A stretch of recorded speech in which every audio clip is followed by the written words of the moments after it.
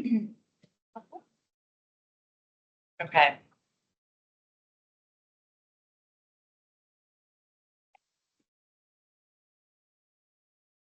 You can do two. That sounds good. I do too.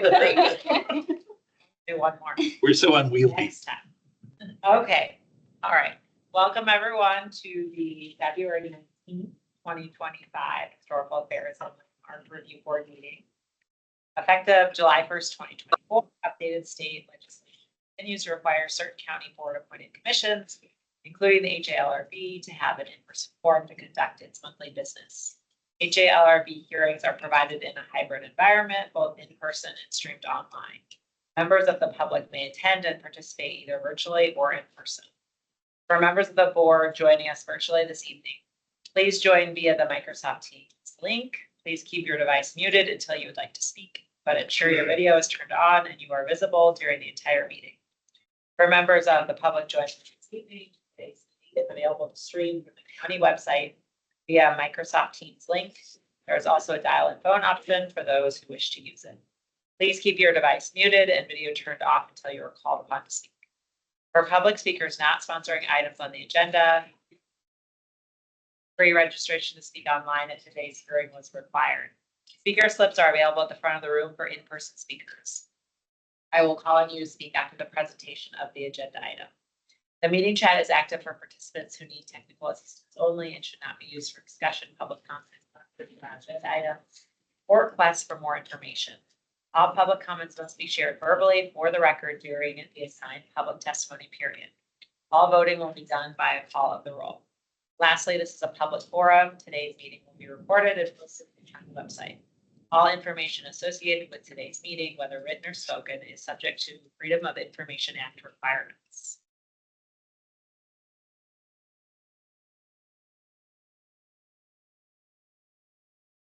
All right, Omari Davis, Here. Andrea, Here. Robert Dutka, Here.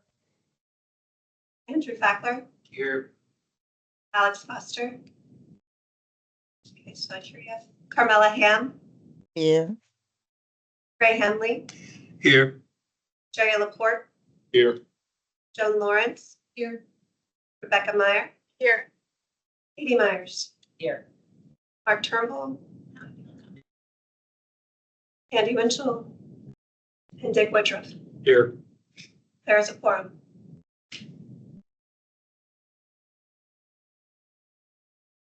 Okay. Move on to the review and approval of the January 2025 minutes. Does anyone have any comments? Yeah. I have a small amendment. I didn't actually attend the December meeting, and therefore, if agreeable, I'd like to change my vote on the minutes to be abstained rather than to approve.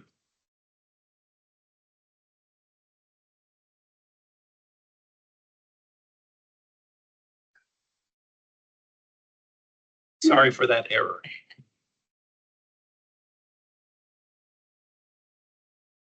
Any other comments or edits? I move that we approve the January 2025 minutes, except to edit that Ray Hanley is abstained for the approval of the December 2024 minutes. Second.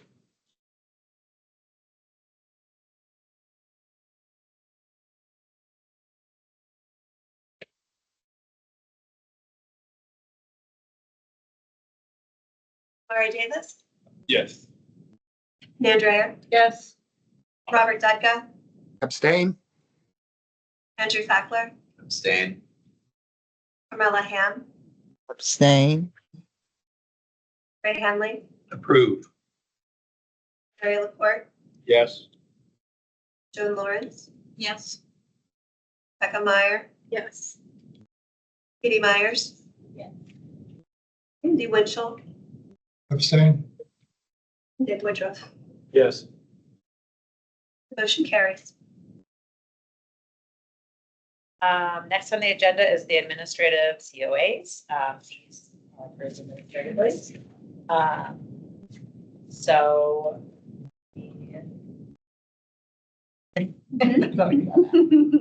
Okay. So the next item on the agenda is our Yeah, you might be able to squeeze in at the end there. We can try to shuffle this way that the equipment doesn't mind.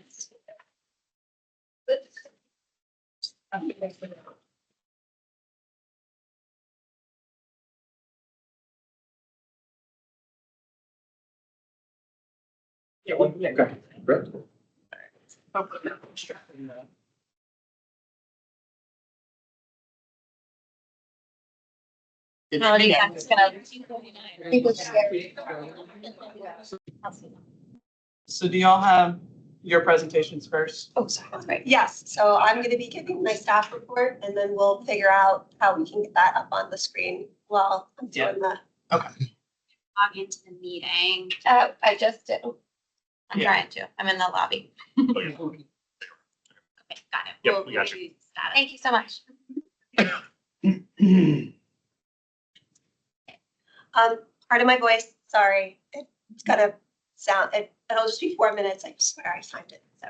But let me give the staff report so you can hear, what our thoughts are on everything and just kind of go everything. But, I think you're very familiar with Barcroft Apartments. We've been hearing of all of the rehabilitation projects that have been going on over the past year and a half, if not longer. So we're just gonna continue on that. So the proposal that you're going to hear tonight is to rehabilitate buildings 1 through 11 in section 1, building 41 in section 6, and buildings 44 through 46 in section 7.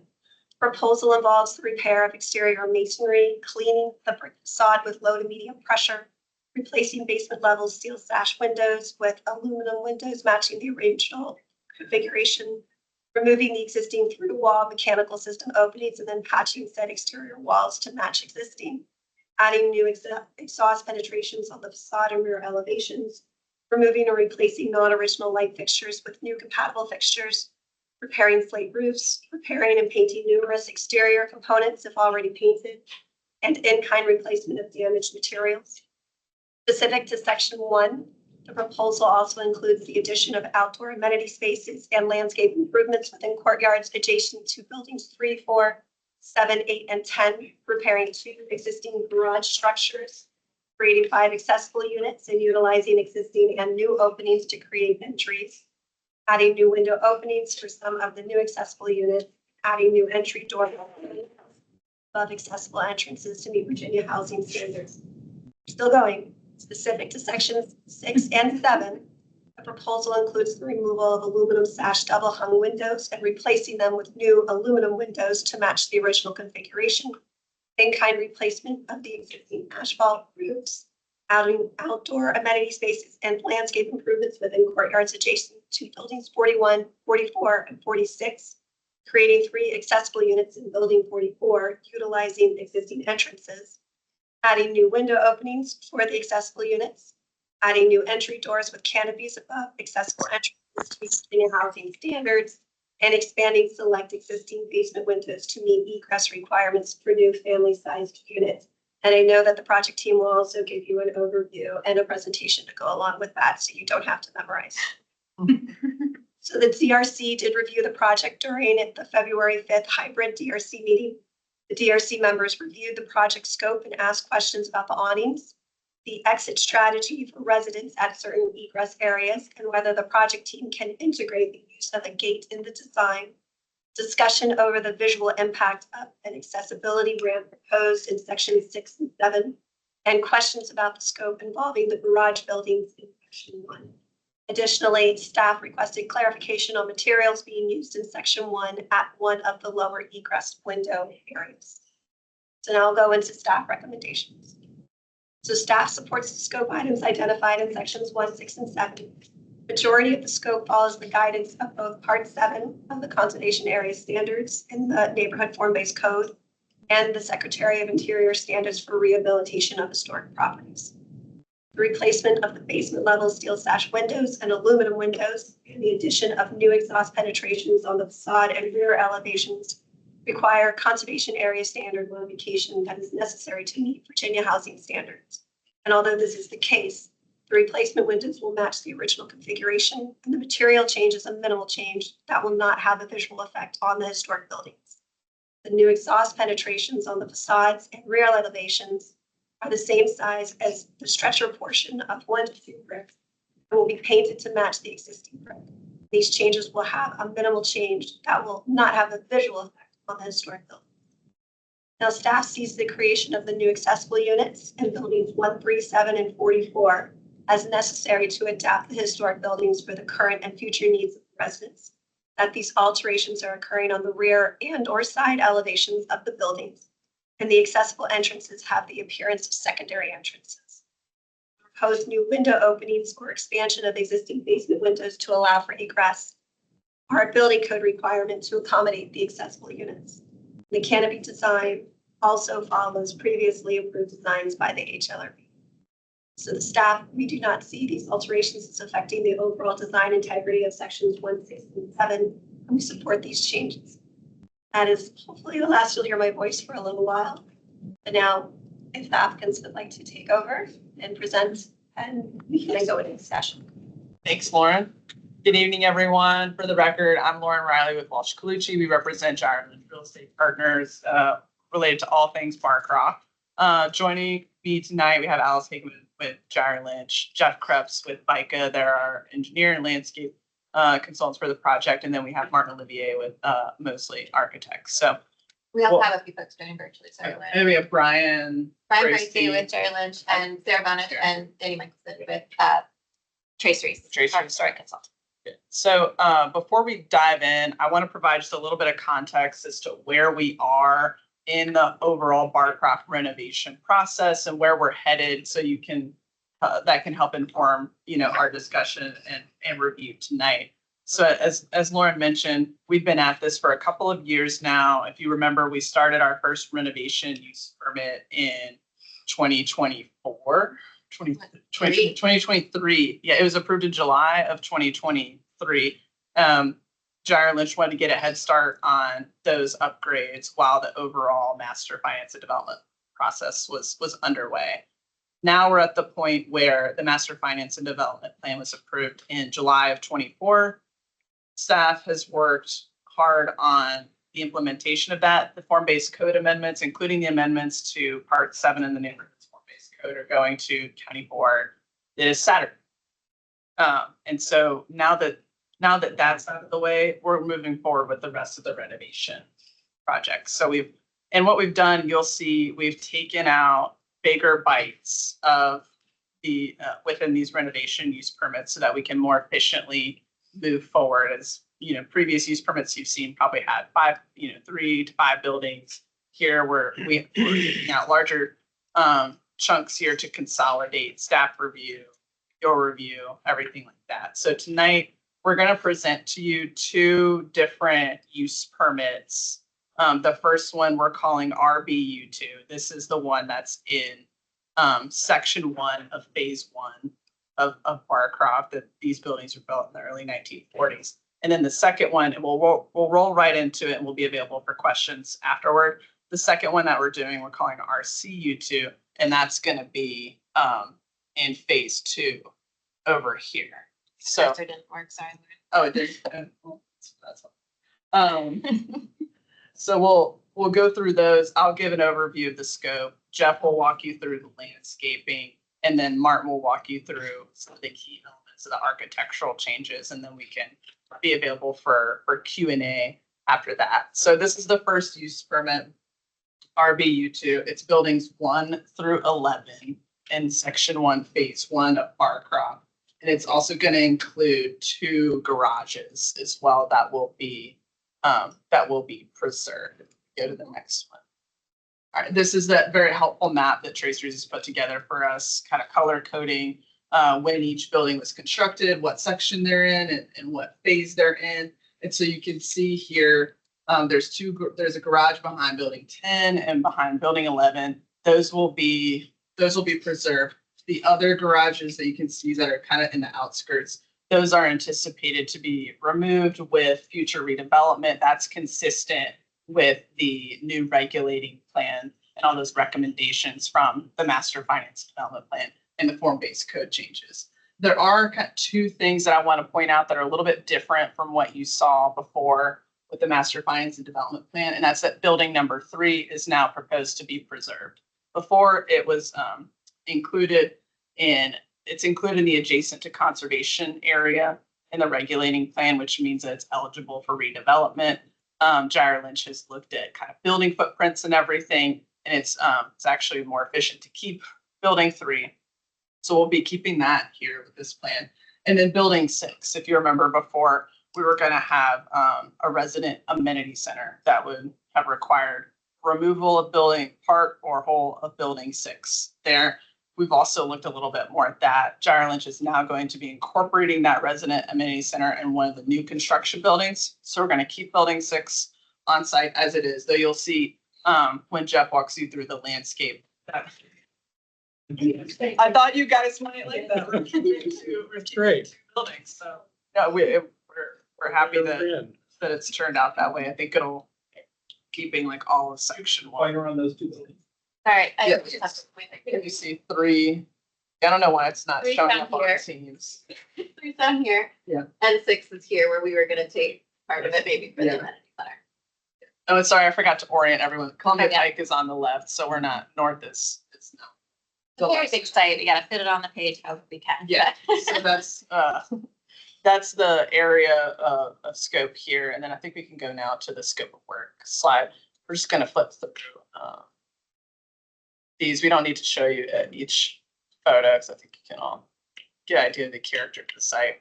All right, so as Lauren mentioned, the scope of work here is very, very similar to what you all have seen before. We're cleaning up the brick. We're infilling some openings and then creating new penetrations for new mechanical systems in the buildings. We're trying to focus those as much as we can to non-primary facades. And then we're repairing and replacing light fixtures. Where you'll see in just part of the presentation, we're making some improvements to the courtyards to provide some more programmable space for the residents. We'll also you'll see we're implementing some biophilic pathways as well, which are recommended in the Master Finance and Development Plan. And as Lauren mentioned, we're able to create 5 accessible units here in buildings 1, 3, and 7. And we're able to do this through conversion of existing units, as also as kind of reformatting some floor plans in those lower levels of those buildings. So you'll see some wholly new entrances created there and some ramping. In one area of this site, you'll see, I think we're able to take a blind window and kind of create that, or take an existing window and make that a new doorway opening. So you'll see some of that in the architectural presentation. I think then- largely using secondary entrances that existed, though. I think it's really just one instance, if I'm wrong, where we're creating a new entrance for the Yeah. accessible unit. Yeah, just one wholly new entrance. Yeah. And I think it's also worth noting too that Virginia Department of Historic Resources also has to approve these plans. That happens later down the road after they've done after Gyre Lynch has submitted for the low income housing tax credit financing, and we're getting close to building permits. And you'll see we've had to go back and make some changes to previous use permits from their review, which generally brings the scope of work more in line with the Secretary of Interior standards. So I want to put that out there too, that what you see here is also going to have to be approved by the Department of Historic Resources. So we've taken those lessons learned from previous projects and incorporated them into these use permits here to be more consistent with their recommendations. And then before I hand it off to Jeff, just real quickly, I'll go over the modifications. So now with the form-based code revisions, they allow many of the elements that we had before, like the cladding that were required by Virginia Housing, we're requesting a waiver for. We don't have to request a modification for that now. So now our modifications list is quite small. We're requesting modifications for fiberglass doors for the new doors for the accessible units. Those are required by the Virginia Housing Construction Design Standards. So that's number 1. Number 2 is keeping the canopies over the accessible entrances. So we'll continue to request those waivers for the cladding of the wood material and for the canopies over shared common entrances, but we will want to keep those over the new accessible unit entrances like we've done in previous projects. And then the last modification is for all the existing buildings to remain as they are, so they continue to conform to the zoning ordinance standards as these were built quite a while before the new zoning ordinance requirements are in place. So with that, I'll hand it off now to Jeff, who want to walk through. Do you mind if I give this to you, Jeff, and write your page down? It's just the easiest way to. Yeah, all right. So, as Lauren said, good evening. I'm Jeff Krebs. I'm the Director of Landscape Architecture at FICA. Columbia FICA is on the left of this screen, and we're tilted a little bit, but this gives you an overall sort of illustrative view of this particular section. We have really four things that we're trying to address with this plan. We're trying to address individual amenity areas for each building or a group of say, 2 buildings. We're also trying to address more community-wide amenities. And then thirdly, we've got the biophilic pathway element, which I'll explain a little bit more as we go through. And then lastly, of course, is tree canopy preservation and replacement. So those 4 things are kind of what we're dealing with. As you've seen before, let me just zoom in. Oops. Oh, that's okay. That's fine. This is, whoops. Catch up. There we go. That's fine.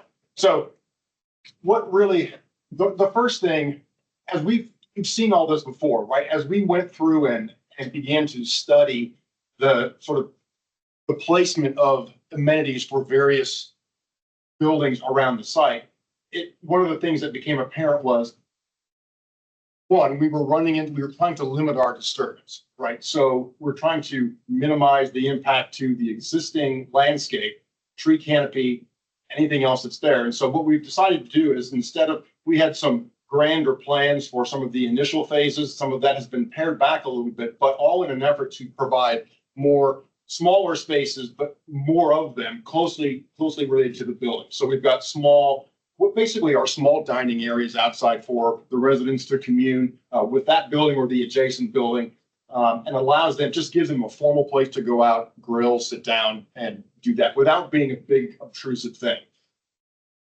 The next thing is to, in this particular case, what the lucky thing about RB1 is we have, as Lauren mentioned, in this previous area where the community center was formerly going to go, we have the opportunity, and having talked to the residents, one of the things that they mentioned was, a couple of things they mentioned was a desire for like a flat field space to just kick a ball around, right? So it doesn't have to be a formal fenced field, but we've determined that we can actually fit that size in that lower green space there. It's already a green space. What we need to do is relocate a sidewalk, and we can provide a flat area that is dedicated to, and we can refurbish the turf, and it becomes a play area that's for the entire community rather than just that one building. And then the interior of that courtyard, there's another green rectangle, which is envisioned, and a larger amenity area, which is envisioned really as being a more community scale play area. So there would be play equipment, several pieces of play equipment, right, that would serve the entirety of Barcroft rather than having a single piece of play equipment around at each building. It started to feel cluttered. It didn't feel cohesive. It felt better and seemed more reasonable to put it all mostly in one place. So that's what we're happening with RB1. The biophilic pathway doesn't show up as well on this particular section. It goes through here, but most of it is on Thomas Street. So I'll talk about it a little bit more when we get to RC2. But in short, we have committed to, in the MFDP, there's a map that shows several cross streets. And the idea is to get a pedestrian from, say, George Mason through the site to the new development areas all the way down at Wakefield Street on a pathway that is more, I should just say enhanced. We're using existing sidewalks, but we're proposing to do ground level planting on the sides of those sidewalks, intermittent lighting, perhaps wayfinding signage, interpretive signage, and perhaps even some medallions or something within the, I guess, sure, yeah. So here's some ideas, right? So the idea is that when you're on this path, you feel like you are on a specific path that's taking you somewhere from, like I said, from George Mason going west, or if you're on South Thomas Street, ultimately one side of South Thomas Street will have this same treatment. So there would be, again, we're using the existing sidewalks, but we're enhancing the ground plane to make it right now, as you know, Barcroft primarily consists of grass and then trees, really tall trees, right? There's very little at the ground level. So the hope here and the plan is to, again, enhance that ground plane experience to bring that sense of nature and diversity and scale back to the pedestrians who are moving through. And so it's not only for the residents, but for the larger community. And that little network on the map, which we don't have in this particular presentation, there are, it crisscrosses through the site. So there are innumerable ways to get between buildings and get from one place to another. So there will be places to stop, a couple of benches, here and there, and it allows just, it's without overselling it, it allows for a place of, Barcroft is very hilly. It might be as simple as a place to rest, but it's also an opportunity to engage with the natural surroundings. So this was a pledge as part of the MFDP to really engage with this idea. And this is the county's commitment to biophilia in its larger sense. And so we're doing what we can in that regard. So I One of think my that's- favorite, sorry, Jen. No, please. One of my favorite things about the biophilic path is you're surrounded, it's not only an amenity for the residents, but also the surrounding community. It helps you traverse the site in a beautiful way. And we've got, Doctors Run Park on one side, and we have, of course, the 4 Mile Run Path on the other. It's just so much, it's just a wonderful area to be in and to be walking around. And this It's just kind of connecting you connects to that. the wider network. Exactly. Of like walkable. Yeah, the space. 4 Mile Run, yeah, WNOD Trail, that's one. Yeah, Yeah. WNOD and then Barcroft Yeah. on, or Doctors Run Park on Yeah. the other side. So, yeah, we're excited to be implementing that. I think now, Martin, to you run I think through. we have one more, I don't know if you want to talk to any of this stuff. It's more of the same. Yeah. So rather than going through every elevation, I think Yeah. Martin's gonna pick a couple ones just to illustrate generally This is the. chemicals, is what that would be full swear. Okay.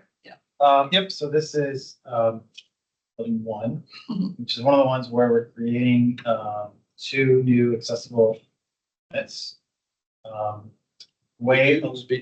Speak. I'm sorry, yes, sorry, I'm Here, you talking can to the take this screen one. here. Yeah, there you go. That way. That's right, there we go. They've got a mic, so they can hear you. So this building, as with a lot of buildings, the lower level, or you could call it the basement level, basically is kind of a walkout basement where you have existing entrances at grade in the back of the building. Try to advance this. Just page down. Oh, there you go. Thanks.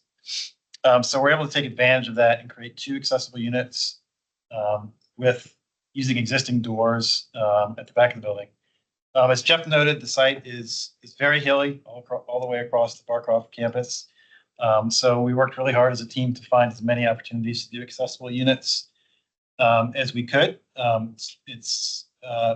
are limited opportunities where the parking works, the route to the unit works, the route to a public way, and everything all lines up to make it feasible. But this is one of the buildings we're able to make that happen.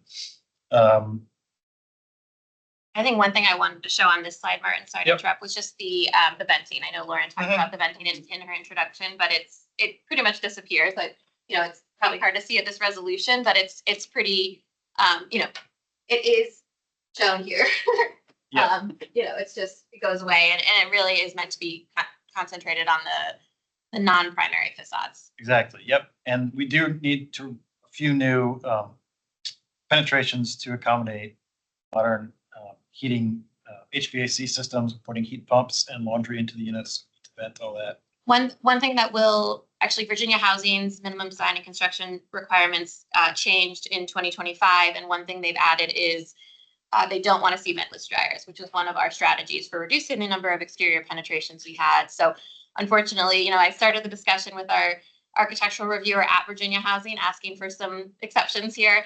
They have asked that we study putting in the vented dryer, so that could be an additional penetration. Again, we will focus on putting it on the rear facade. I think we can negotiate out of it if it needed to be on the primary facade.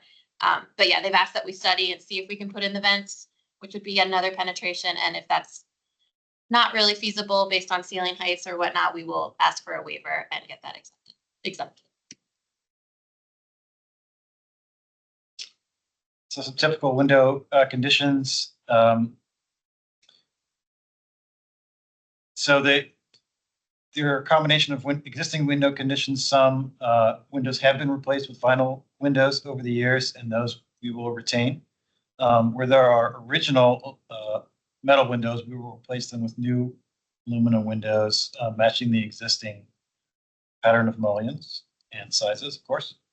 There are also a number of steel windows at the basement level, which we will also replace with aluminum windows matching the existing mullion pattern.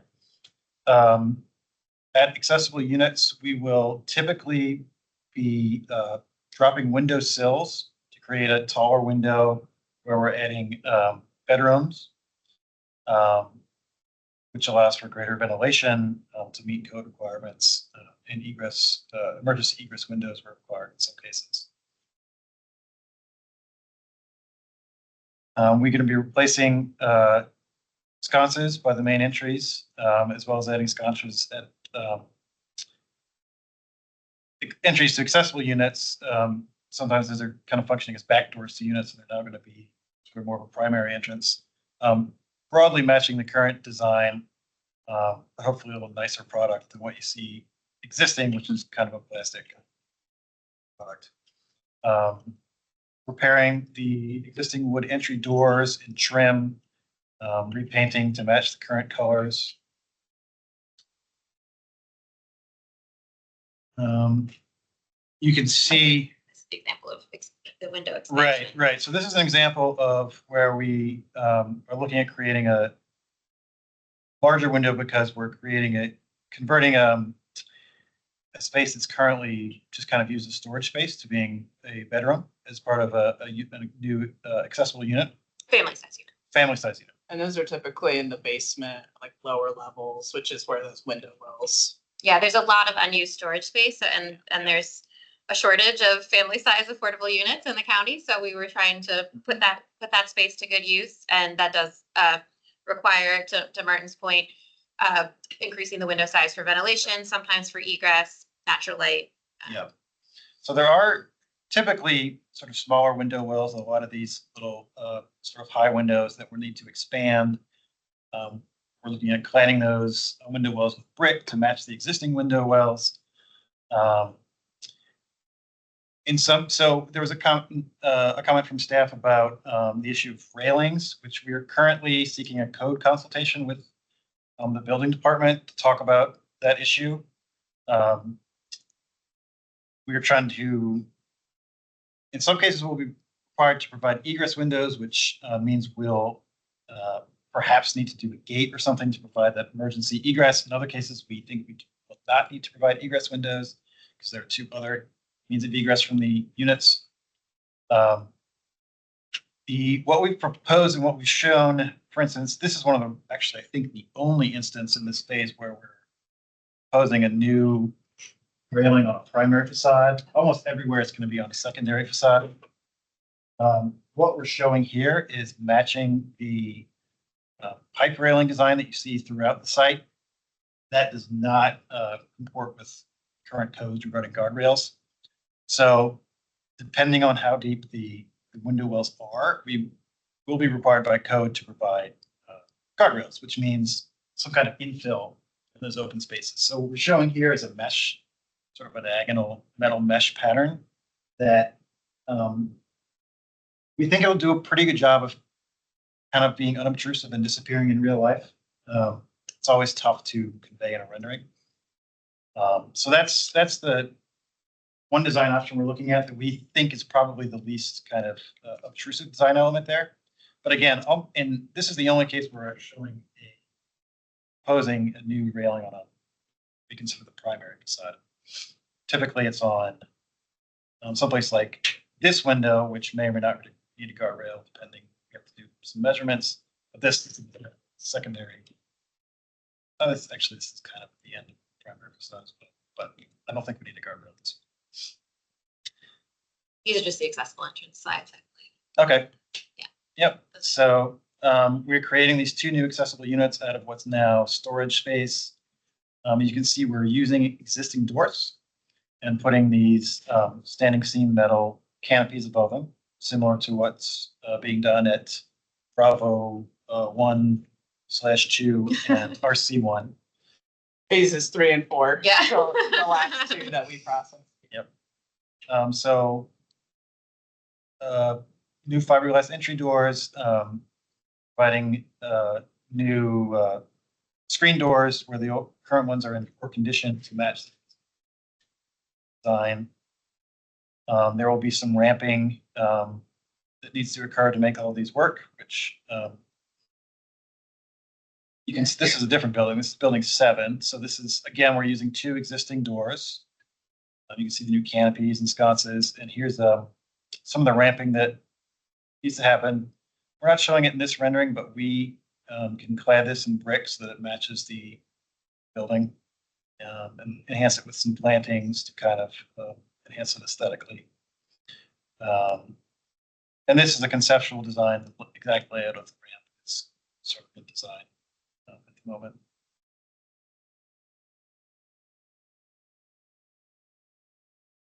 And this is building 3, which is the other one in RBU2. We're doing an accessible unit. In this case, we're using an existing blank window at one end of the building and then just cutting it down to create a door. Again, it's sort of a secondary facade. It's the end of the building. I think it harmonizes pretty nicely with the existing layout of windows. And that's the same strategy we used in building 16, same section 1 that we studied last summer that we presented, where we used a blind window and created an opening. Yep.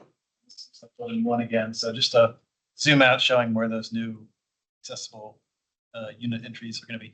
Again, these are existing entrances into like storage spaces that we're purposing. I think we're in the rest. It's just all your, all the drawings. So Okay, we don't need to go through all of them. Yeah, are we ready to go on So if you- to yeah, if you have- Sure. We'll go to RCU2 now. the second one? Thank you. Okay. So we're gonna move over to phase 2 of Barcroft, section 6 and 7, which were constructed a little bit later by a different architect. As Alice brings it up. This will be 4 buildings that have about 220 units today. It will be creating out of these 3 accessible units in one of the buildings. Show you this. Excuse me. Sorry.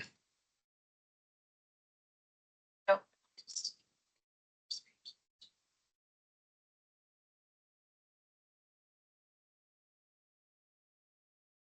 It's a little bit. Okay.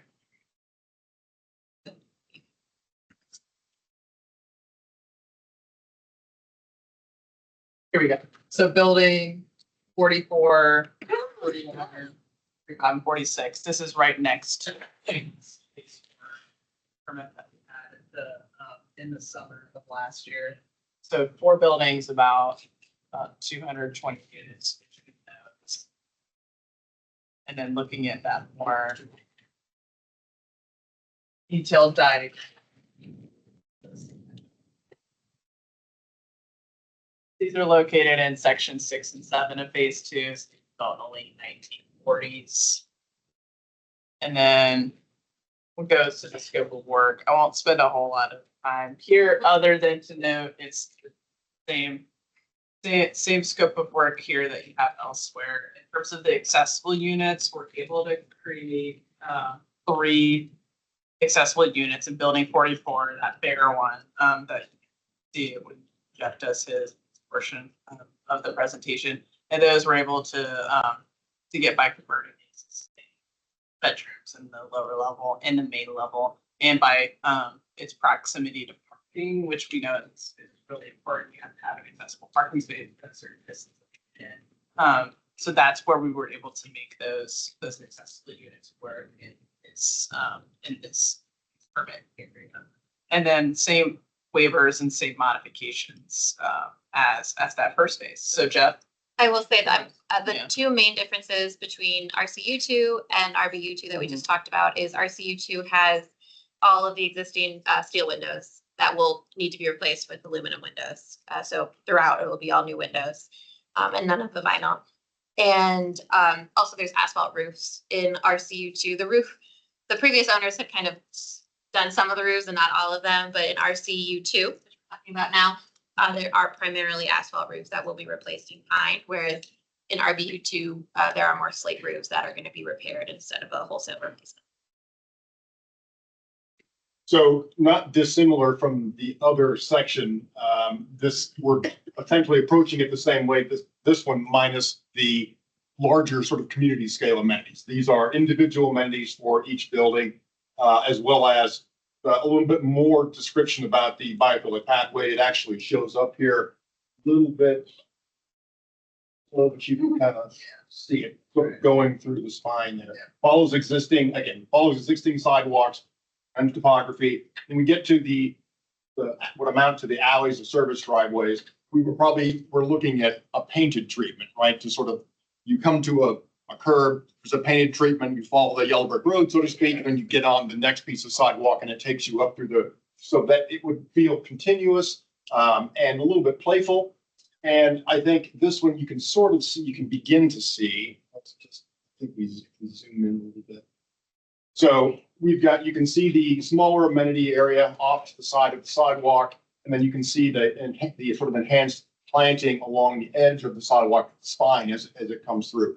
One of the things that we've been working very closely with the Urban Forestry Department to minimize impact to the existing tree roots and root systems. So we're trying to the extent that we can, keep a lot of the disturbance outside of those canopies, right? It's very important to the county as well as to Giant Lynch to maintain a healthy canopy. So in other words, it won't be a continuous planting strip all the way along from point A to point B. It's going to have to break where there are overhead large trees with root systems that are directly under the ground, because to excavate enough to plant in those areas would disturb the trees naturally and, perhaps hasten their decline. So we're trying to stay away as much as we can.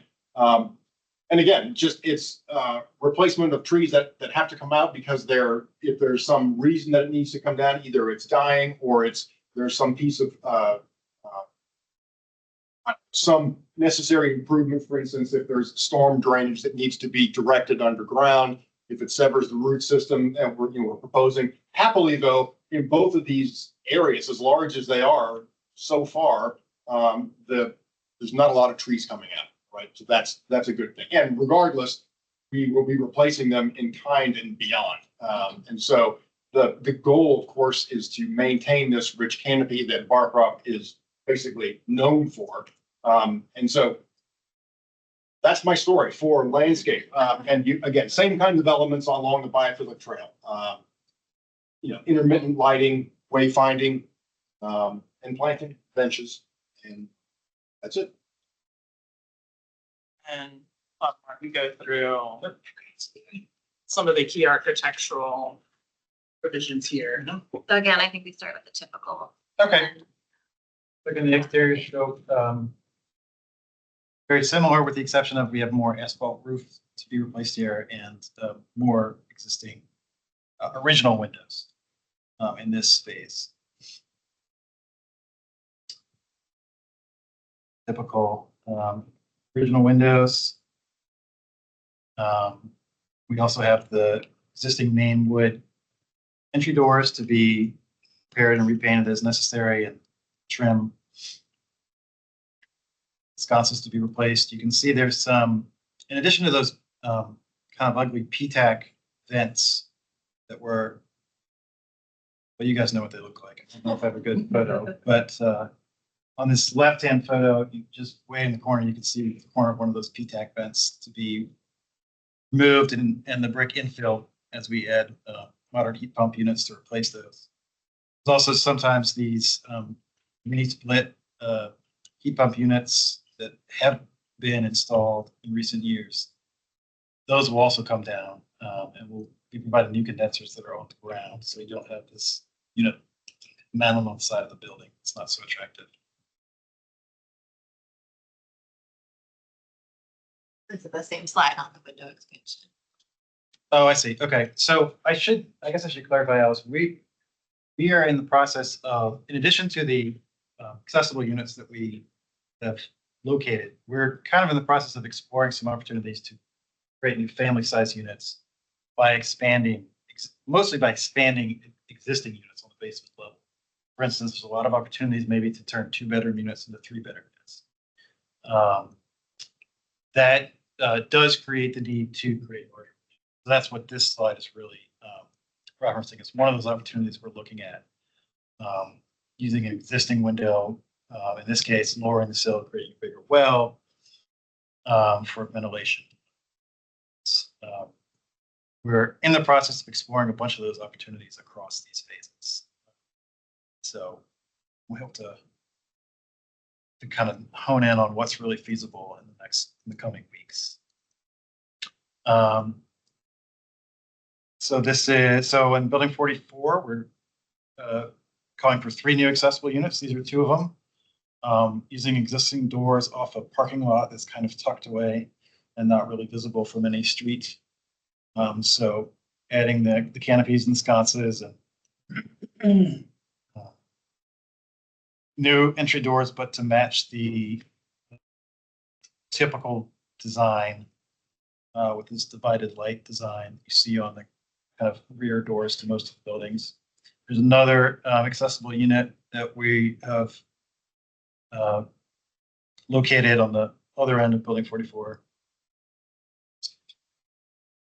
And One of your drawings, yeah, that's my the drawings. typicals, yeah, or the not typicals, that's all of them. Good. So I think that's concludes our presentation. Thanks for hanging with us as we kind of go through all that. Like I said, it's a bigger scope than the previous ones, so we just wanted to make sure we hit on all of those main topics there. So we're open for questions and discussion. Did anyone on the DRC want to chime in about you guys' thoughts? Yeah, I know that one issue that we discussed was this sort of was sort of not really downplaying, but sort of softening, I guess, the ramping.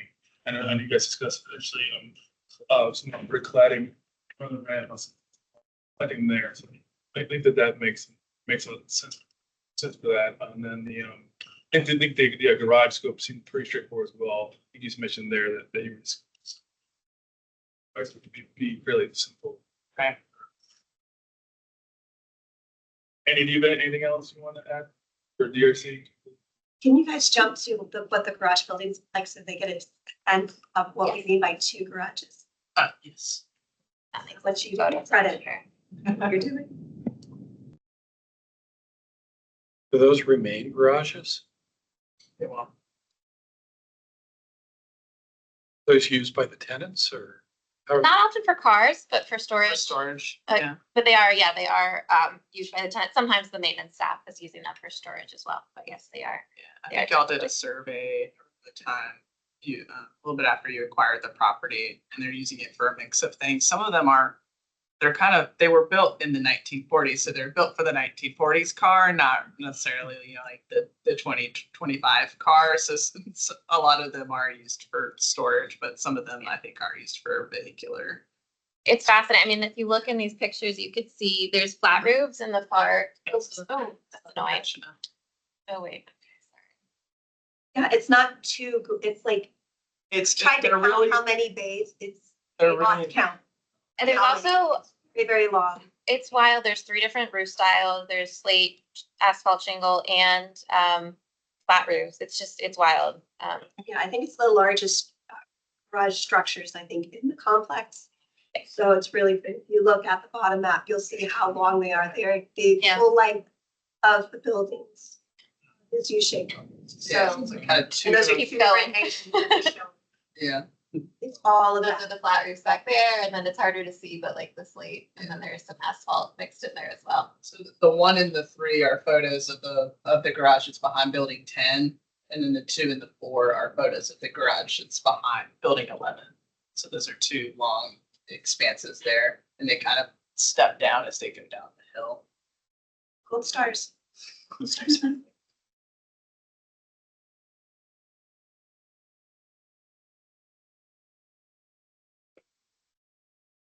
Do you have any questions? I have a question. Was, in the second set of buildings you showed us, were there some existing canopies? Yes. Yeah. Yeah, If you remember phase 4, we had like there are those existing copper colored Kind of layered. canopies. Yeah, a unique shape to them. I think we have a couple of those in this section as well. Yeah, I think Skip the whole blue beam window. phase 2 of these sections is really like the only area where you see existing canopies on. So you can see the standing seam we're showing in like that, it won't be actual patina copper right off the bat, but meant to replicate that copper. Kind of see one of the canopies, photo you're on, black and white. Oh, There's- yeah, there's- yeah, this is, yeah, I do love these historic photos. Yeah, straight ahead there, same, actually, that might be this, Same one. I was gonna say, it's the same building. So are those staying? Those are, Those are staying. Is there any instances where there's those and then like the modern one real close by? No, all the entrances to accessible units will be on the back or in one instance on a kind of an end of the building. So not the same facade as those. yeah, where you do see canopies, they're on the primary facades at kind of the main common entrances to the buildings. And like Martin said, we focused all the accessible units on the secondary Sorry, I'm just trying to elevations. find this, accessible units, but yeah. Yeah. And the canopies that we're proposing are the same standing seam metal canopies that you've seen before on the previous phase 2 renovation projects. Yeah, so this is, it's hard to see, but this is the existing condition where there's no, it's really truly the backside of the building. And then the other one's behind the building. Okay, thank you. It looks like these are in line with the other renovations that we looked at previously. And so it's good to hear that it's going to be minimally intrusive, minimally visible, actually, in terms of the openings, exhaust openings, that sort of thing. I didn't realize until I read your reports this time that there were slate roofs on these, and I commend you for saving them and restoring them. Yeah, frankly, it was more cost effective to do the repairs than to do a full, asphalt replacement even. But I agree. I love that we're saving the slate roofs. They're beautiful. The biophilic path should be something that be nice, and it's good to have the flat areas for the residents because somebody always wants to go out and kick a soccer ball around. Exactly. Yeah, that was one of the main things that we heard, even throughout the MFDP process. Folks would keep asking, where's the playground or what are you gonna do here? And so I think it's great we've been able to find 2 like larger recreational areas to focus on, bring people to that one spot in Barcroft. Honestly, those are probably some of the only flat areas large enough for like. That's the plateau. Would have done more because I do think it'll be very well used. I think we would have done more if we could find some flat space, but it does not exist in that expanse. In that expanse. Same reason why we're really being kind of surgical about where the accessible units are going. It was a very difficult exercise. Both Vika and Leslie teams really worked hard to make this happen. On the buildings where those old canopies that are very attractive exist, is it cost prohibitive to replicate them on the doors that are in that same building? Yeah, I think, to be honest, I think that's where we started, or that's why it got streamlined to a more simple canopy, but also just not to bring attention to it. But We also don't want budget definitely to factored in. copy. We also don't want to copy it to make it. We don't want to make it look like it's original. So we'd have to, distinguish it a little bit, and that's why you'll see, and kind of also minimize the intrusion into like the mortar joints of the brick too. So I think just the straight standing seam metal is less intrusive to the facade as well. Lauren, can you explain why DHR is going to also be reviewing plans? Can you just? Oh, yes. So we're, in addition to receiving tax credit financing through Virginia Housing, we'll also be seeking historic tax credits for these buildings. So I think y'all have gone through that lengthy process to get Barcroft designated. We've got the Right. first step. We have our part 1 approval, our part 2 approval for not these specific phases, but the first 4 phases that are further along. These permits have already been received. Those are going in March to be reviewed for the part 2. So that'll be really good. We've been talking to our reviewer. This isn't the first time they'll be seen from Barcroft, but it'll be good to get initial feedback and just make sure we're all on the same page about these renovations. But yeah, so March is when we should hear. So on it, well, actually, yeah, by the time we come back here, we might have feedback. I don't want to overpromise. Depends on the review period, but Yeah. we would be able to share.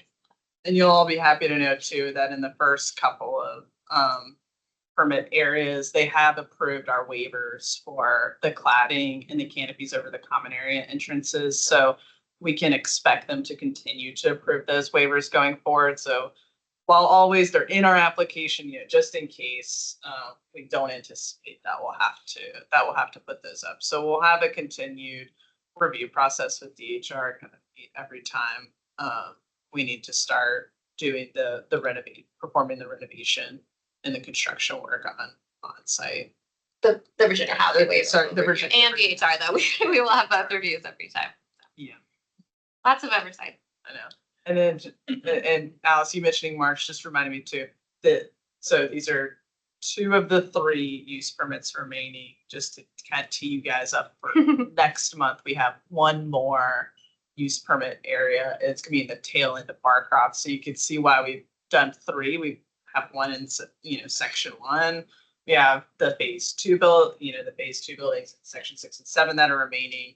And then next month, we're going to focus on this last 5 buildings in that tail section at South George Mason Drive. Yeah, it brings us back over to, And then that'll be it in terms of the zoning entitlements for the renovation. So we've tried to kind of be more efficient in how we've grouped them together for this part of the process. you're almost done with this. Yeah. At least me, I guess. Right. You're stuck with Lauren, I'm sure. Probably. I don't quite understand the National Register status, if any, of this. Is this on the National Register of Historic Places now? Yes. I can speak to that. It's not currently listed on the National Register, but as part of our process pursuing the historic tax credits, it will be listed. So we're going through right now and updating all the survey information and updating the National Register nomination. So it will be done by the end of this project. And will that have to come through the HALRB to be designated, or is that we have, To the state, but I'm. It's it's not through it's not a local historic district. It would be listed in the National Register and the Virginia Landmarks Register, but of course we would provide you with the documentation so that you can review if you have any comments prior to the nomination being forwarded to the keeper of the National Register. I understand that, but in the past, we've actually reviewed these designations before. That may be because Arlington County was the sponsor. Probably why. Here, I think you have the sponsor would be the owner, so it doesn't have The to go private property owner. through the HLRB. Is that correct? Yeah, I mean, it would be the property owners doing it. So since we're not sponsoring, it wouldn't come through to the. Yeah, but even we have neighborhoods in Arlington that were put on the National Register of Historic Places, and Arlington County was the sponsor, even though it didn't own any property in the neighborhood. Or, I mean, at least we approved all these designations.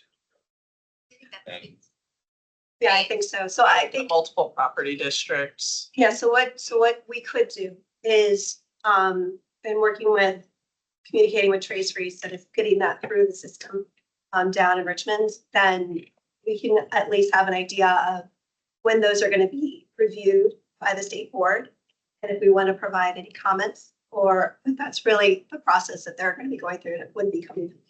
okay, well, I don't know why think if it we came could through. I at don't know. least be helpful. I mean, I don't know if we can be helpful or not, but perhaps if we, I think we have been showing helpful in the support past. would be good. Pardon? I think showing support would probably be really helpful for the state board to have, I agree, but we need to see the obviously. the application before we Sure. know what to say about it. It'd be helpful. I can make sure that we coordinate with Lauren at the appropriate time so that you have a draft that you can review before it being sent down to DHR. Okay. I think I'll be happy to do that if that would be helpful to you. Thank you, Sarah. That would be helpful. While you're here, are there any further developments with respect to the arches? Building with the arches? Oh, building 41 and the arches. That's actually 40. Oh, sorry. 41 is part of this Sorry, RC2, building but 40 has the arches in it. Oh. Building 40. So where we landed on that in the MFDP process was that area, or that building has to come down to facilitate construction. but that, we would see what we can do to incorporate references to that in new construction buildings. So that's TBD. You'll see that information, you'll see when that new construction building comes through, or more than, I don't know, it might be more than one that are by there. They'll be in the adjacent to conservation area, which means they're subject to review by the HALRB. And they have to meet the standards for construction within the or adjacent to the conservation area. So you'll have another review of that when the time comes. Do the new proposed buildings actually sit on the footprint of where the arches are now? Do you know? Because they're not I really, would have to go look at that. We don't have, we had the illustrative plan where we kind of sort of drew where we thought buildings would go. We're definitely not at the stage where we've got a developer and we've got plans yet. We're really focusing on the all affordable new construction buildings to satisfy the 1335 affordable unit requirement. So we're not yet in the design phase there, but the thought was that a building or portion of a building is going to need to go where the existing building 40 is located. And that was the reason for. but building 40 is a huge building.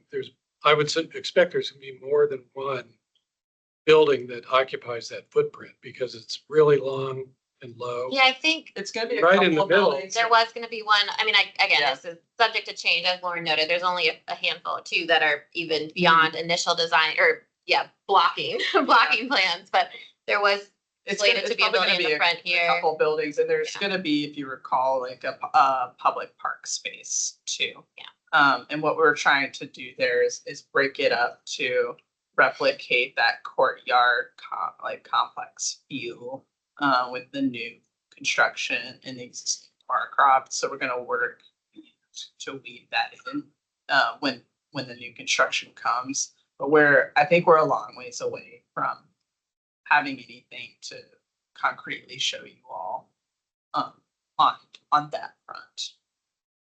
This may be a long way too, but have you assessed how much canopy you're gonna lose in that development?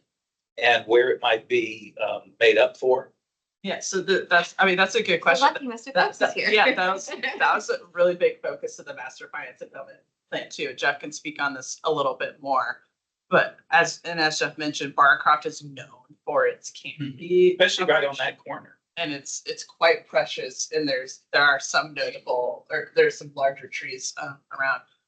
What we kind of looked at is we figured, existing today, there's about in the renovation areas, about 50% tree canopy coverage there. And then the county looked at their existing goals for public parks and for new construction areas, and we came up with a couple different target goals to hit. So renovation areas, the goal is to hit 50% tree canopy, right?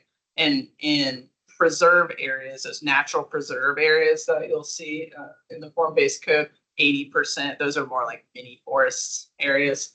And then parks is 40% tree canopy coverage, which is consistent with the county's wider goals.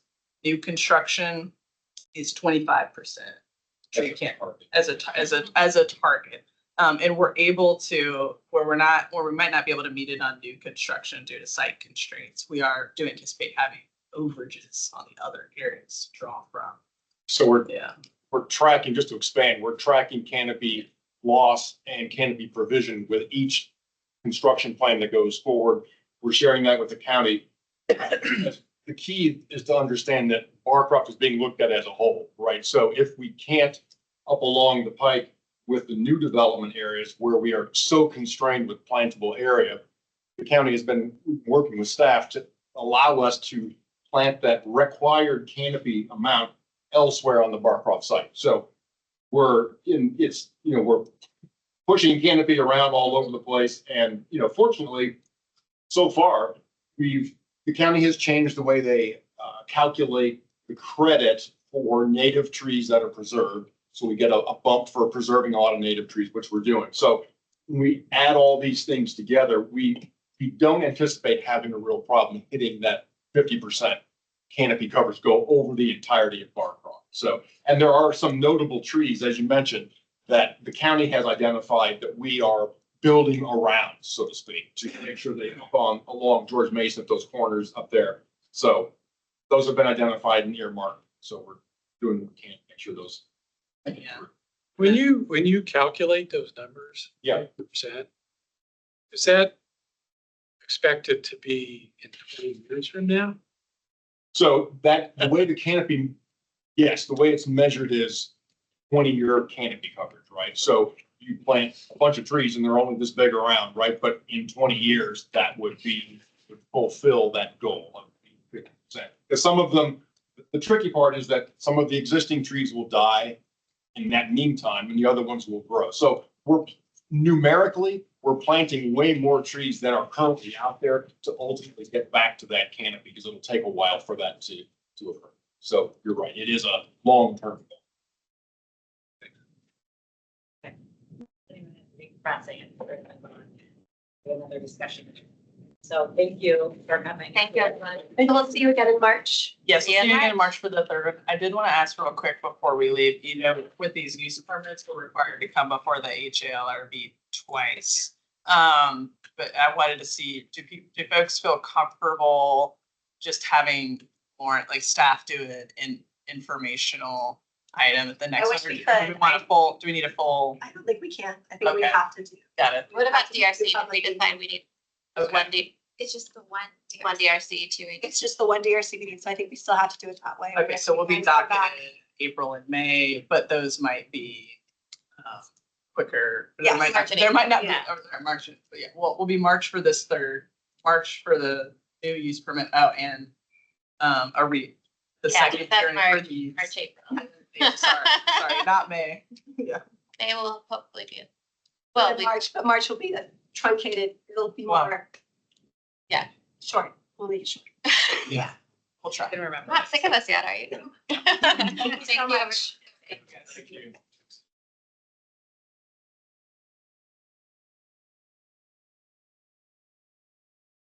And score for review. Something fun.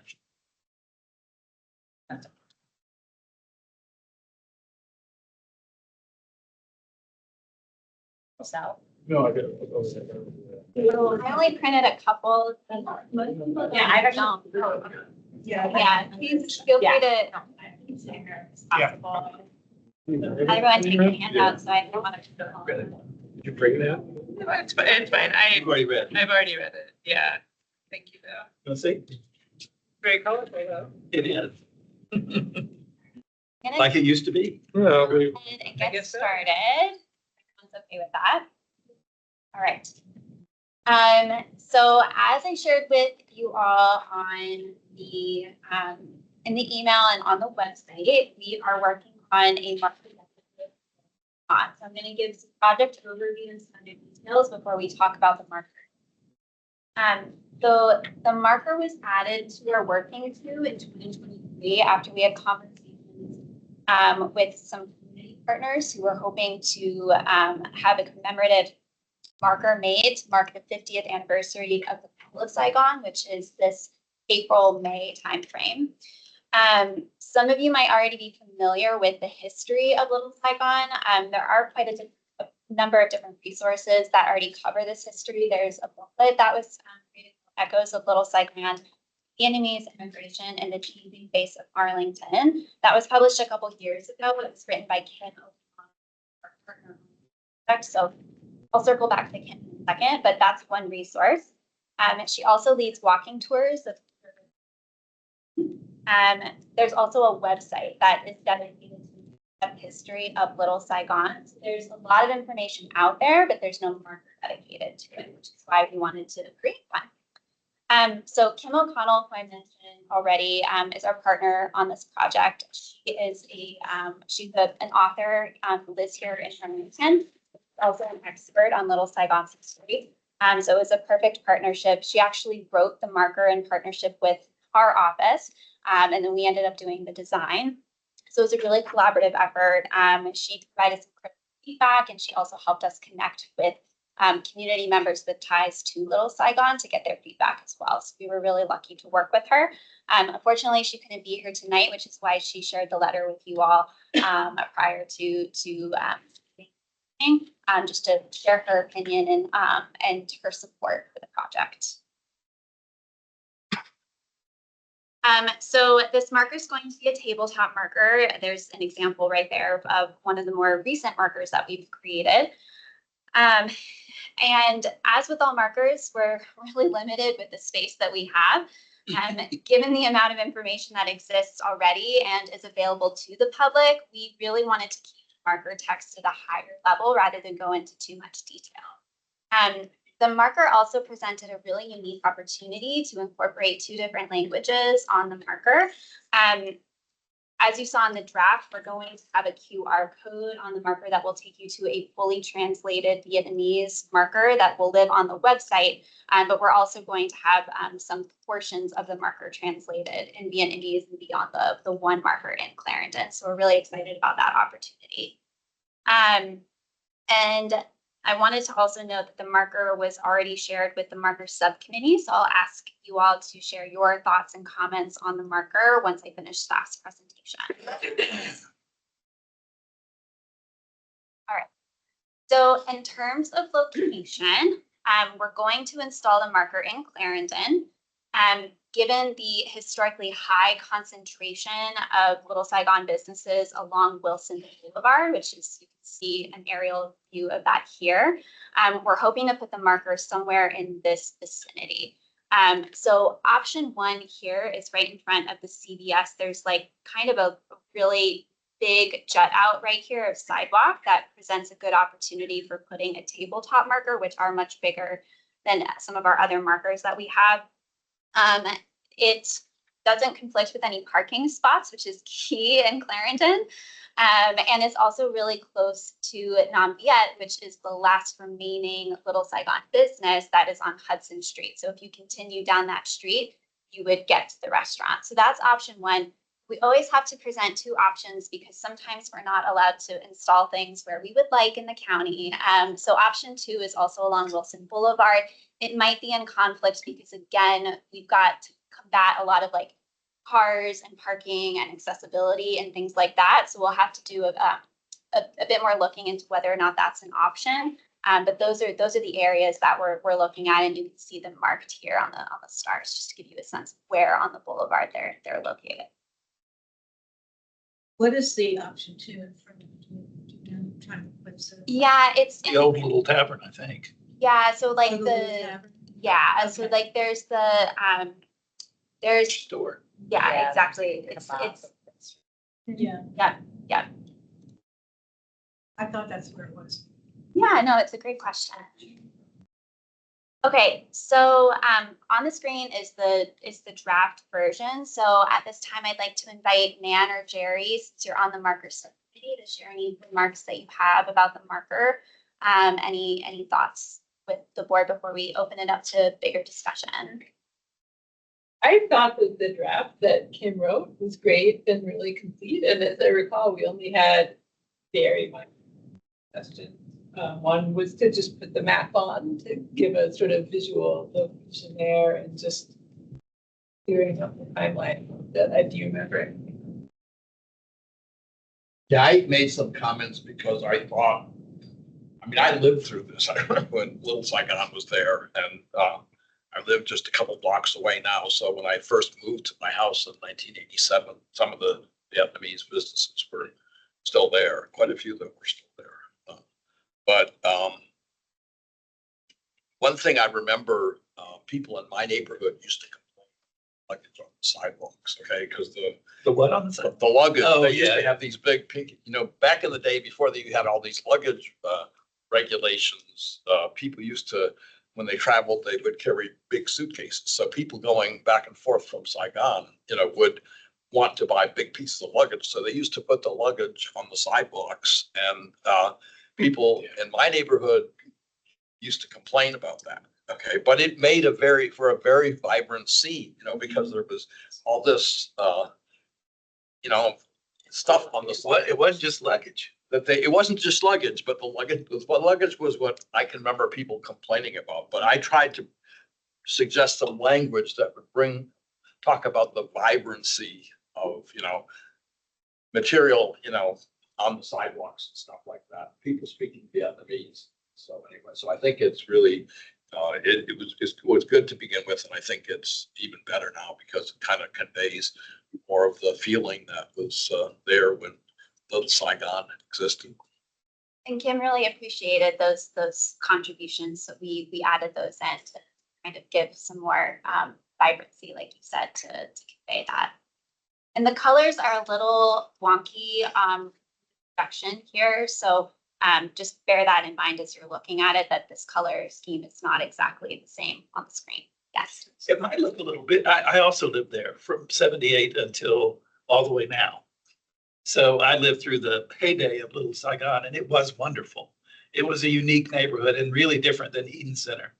But it's gone now. Anyway, I think it would be neat if it doesn't look too busy. I love the way you've got the drawings at the top. I think that's wonderful.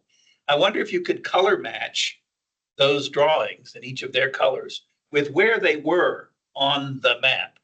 Because some of those buildings that really now we would do everything to protect, like the lower left one, that was a fabulous building. And we would have at least protected the facade these days, right? It's gone now and it's a horrible bank building. On shoe store. No, the corner wasn't. The one in the Hanshu was the public shoe store and it was right in the middle. No, the public shoe store, Hans, or maybe I have the wrong Wasn't name. that on Highland? No, it was on. It was on Wilson. You're exactly right. Yeah, but it was a corner store. Yes, Hans was the corner store. Yeah. Oh, it Highland- was the Highland- corner. Okay. Yes, and The public shoe store was where the 7-Eleven is now. That's right. it came later, public shoe came Yeah, later. yeah. Well, it was there I always. frequented a lot of Because that's where stores. kids' shoes were from the 50s on. But anyway, Whatever. I think it would be nice to see what we've lost. And the way to do that might be, if it didn't get too busy, to show in color in your fun map there. I like the map hand drawn, but where that is, to have the little color block of that building that's no longer there. And the ones that are there, they'll be able to see that they're still there. The Mason Building, the CVS now, which used to be 4 different stores, et cetera. You could do that by putting numbers on the photographs and then repeating the numbers on the map. Yeah, I can definitely play around with that because you're right. The drawings at the top are just hand drawn from an outline of the buildings and the photographs that we have there. So it'll be easy for me to play around with that a little bit. But I like them. I think they added. Oh, I do too. Thank you. I do too. I like the map too. And it would be easy enough to just show where they were. And half of them are still there. Robert, I see you have a question. Yeah, the comment I have is that the photographs are all basically of architectural, places, buildings. Are there any photographs that actually, kind of street scenes at the time with people on the street and so forth? Because I think the idea of the vibrancy is really important, but I'm not sensing it in these photographs. The photographs just are kind of your typical architectural documentation photographs, which is good, but I don't know that we need all of them to be that. And it seems like it'd be nice to have a couple at least that really show, a street scene. I don't know if they exist. I don't know, maybe there's something, in the Washington Post archives or the Washington Times archives that would show some of that, but I think that would be something that might be valuable. Okay. In my digging, I did not find anything that we would have permissions to use. That's kind of the key, is trying to get permissions to use photographs. But I do have a contact that I can reach out to and try to see if they've got something. Actually, it's the individual who took all these photos, so they might have some photographs that show more. You do have the one shopper. Yeah, we do. Yep, that one is from the Library of Congress. So yeah, that one we were able to find. I might help you. I'll check. Viet might have. Yeah, Richard might have some. But his parents were there, they ran the Mian Cafe before they opened the Nambiet. And they they were very active that time. His mom's still alive. She probably has some. I have a kind of a language suggestion. This is a new sentence that was added at the end of the third paragraph. It says, the community which also hosted holiday festivals drew customers from around the region. And I think there's sort of three thoughts that are trying to be conveyed here. That the businesses, I mean, what it made me think about this is the sentence, the basic sentence is the community drew customers from around the region. Well, communities don't draw customers, okay? Businesses draw customers. So you sort of have to separate those things out to try to convey. Say people. Instead of Say customers. customers. You could do that. Yes, but that's sort of just repeating what was in the previous sentence. So it's a bit repetitive of the previous sentence. But I think what you want to say is about the holiday festivals, because drawing people from is sort of what the previous sentence says. Families would travel from other neighborhoods to shop and gather for meals in restaurants. And then you say the community drew people from around regions. Isn't that sort of the same thought? No, because one talks neighborhoods, ways that Arlington neighborhoods or other specific places as opposed to a wider region. Okay, well, then I would change customers to people. I think that does the trick. I think we could fine tune it and so that it be emphasis on the fact that, because the first one's talking, the sentence above it talks about people, and then the ending sentence is more about the commercial, like the commercial enclave, like the commercial district. And I think it's important to talk about the holiday festivals too. That's something Yeah. that was added in this last draft, which I think is fantastic. Maybe the holiday festivals can go to the previous sentences about families gathering for meals and shopping Holiday. after holiday festivals, and then you can talk about customers coming regionally wider. or something. Just needs a little bit of tweaking. Can we express a preference for the placement of the? You can. I don't want to promise that I can honor it because I have to work with, we have to basically like call Miss Utility and do all these other things. And so you can definitely state your preference. I have a feeling it's option number one. Yes, it Okay. I agree. Because I think it'd just be so great to have it near, accessible to everybody in Wilson, but also you look up and there's not yet, right? Yeah. With the only business. Yeah, I didn't want to put it too far down on Hudson because I don't think it gets the same level of foot traffic as Wilson. I will do what I can. But I think that if you put it at option number one of the reasons it's better is because if people look up, they'll see the sign Hudson Street right there. Okay, and so that's better than having it down the street because people wouldn't necessarily know where North Hudson Street is, and it might not be visible from where it's located.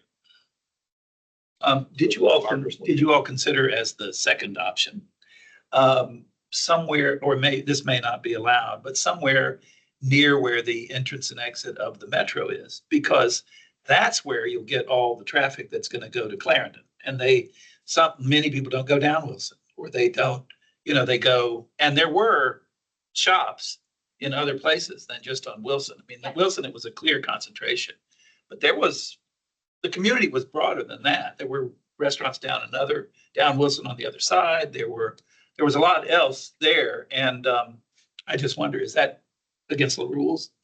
It might be. Because it's not really our property. Exactly, it's federal property. So I did look into that thinking, wow, perfect opportunity. Perfect. Everybody's coming out of Metro, they get to see it. Warren reminded me that Of course, the voice of reason. the Metro signs are actually protected resources, protected historic resources as part of like the Metro corridor. And so probably putting a historic marker right at the base of one of those is a no-go with. And that park that sits on top of the So metro. I think it's like a triangular post that you see, and it's like brown enamel, Yeah. like a clear defining character feature of the metro system. So I wouldn't recommend it because we need to treat that feature as a standalone and not overshadow it. Yeah. And also they have a very particular type of paving pattern. Yeah. And Clarendon too, around that kind of courtyard. And having to go through the bureaucracy of working with WMATA, doing that, we don't want to do either. And they own that whole park, even though it has the memorial in it, the Arlington Memorial. It's not the whole, they don't own the whole park, it's just that entrance area. Right. Too. I would imagine it's to where the L. It might, so it goes like kind of further back, but even looking in the park, because that was also my first thought was like, well, the That sounds lovely. The memorial's lovely. not a lot of people, like, I think it might feel kind of devoid of the Traffic. gone and traffic. Like, I think that it's just not as heavily populated as Wilson Boulevard, which is Yeah, I why agree. I ended up going. Yeah, I think that's with also that option. better. It's also not the best place to put it because the way the park's designed, they have these serpentine Yeah. poles that are supposed to be benches, but no one uses them as benches, so they just kind of sit there, but it doesn't really allow space for a park. Yeah. So these are all great questions. I thought of them. I figured you did. But I just thought we'd get it on the record. Yeah, You yeah, probably looked into Wilson. yeah. And there's one marker, not the possibility of putting one on either side, one on Clarendon Boulevard. Yeah, it's one marker, for now, Just had a minor, maybe accessibility thing. I think the text that says scan the QR code to read the marker in Vietnamese should also be in Vietnamese. Great, okay. Just so that, if somebody's reading this and they don't know a lot of English, like that's how they're gonna know to read the QR code. They wouldn't know if otherwise. Great point. This is probably a minor graphic thing. Can the purple color in between the photos, can that extend to the edge of the photo? Like, I think it being a different dimension on the top versus the sides feels odd to me and a little distracting. Like, can it go all the way to the edge or maybe a little past the photos? Yeah, sure. So you want it on all sides to just expand out. Is what you're-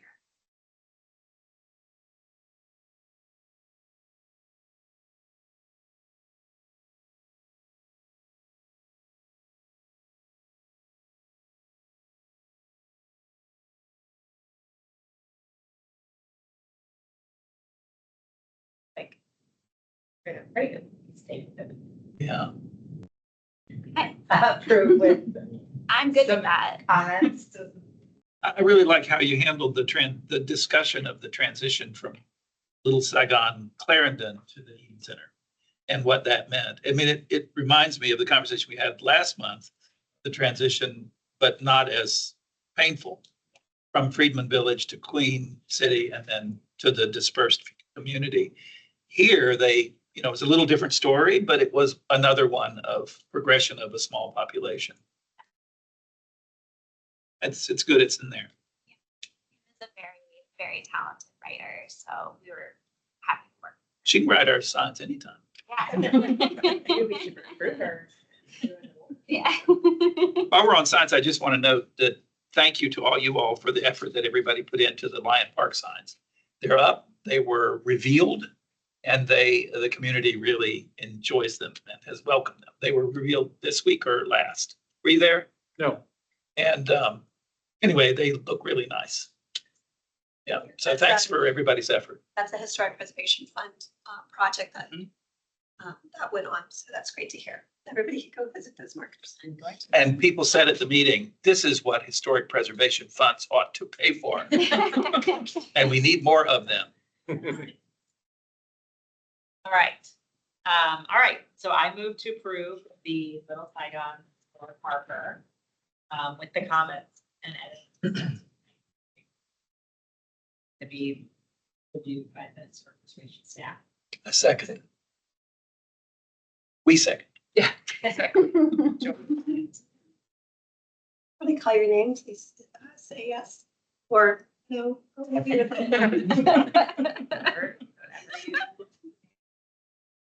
Oh, Mari Davis, Yes. Andre, Yes. Robert Dudka, Yes. Andrew Thackler, Yes. Gray Henley, Yes. Jerry Laporte, Yes. Joan Lawrence, Yes. Rebecca Meyer, Yes. Katie Myers, Yes. Andrew Winchell, Yes. and Dick Woodruff. Yes. Motion carried. Thank you all very much for your. It's gonna be a good talk. With appreciation to Kim, What? with appreciation to Ms. O'Donnell. Oh, yeah. No problem. I'm gonna email her later and let her know that it was approved. She'll be happy, so. All right, I think we're ready for your report, and I do have a couple items. First, I wanted to note that both Jerry and Joan were reappointed to the board by the county.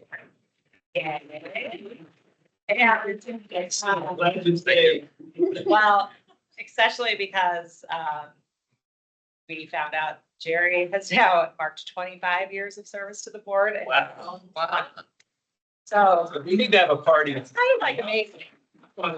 I used to gauge it by the age of Cynthia's. She had just come back from maternity leave. I joined. He's definitely an adult. I can't believe they let you join at 15. That's remarkable. We actually had term limits when I started. So, but God forbid. but they canceled the term limits at some point.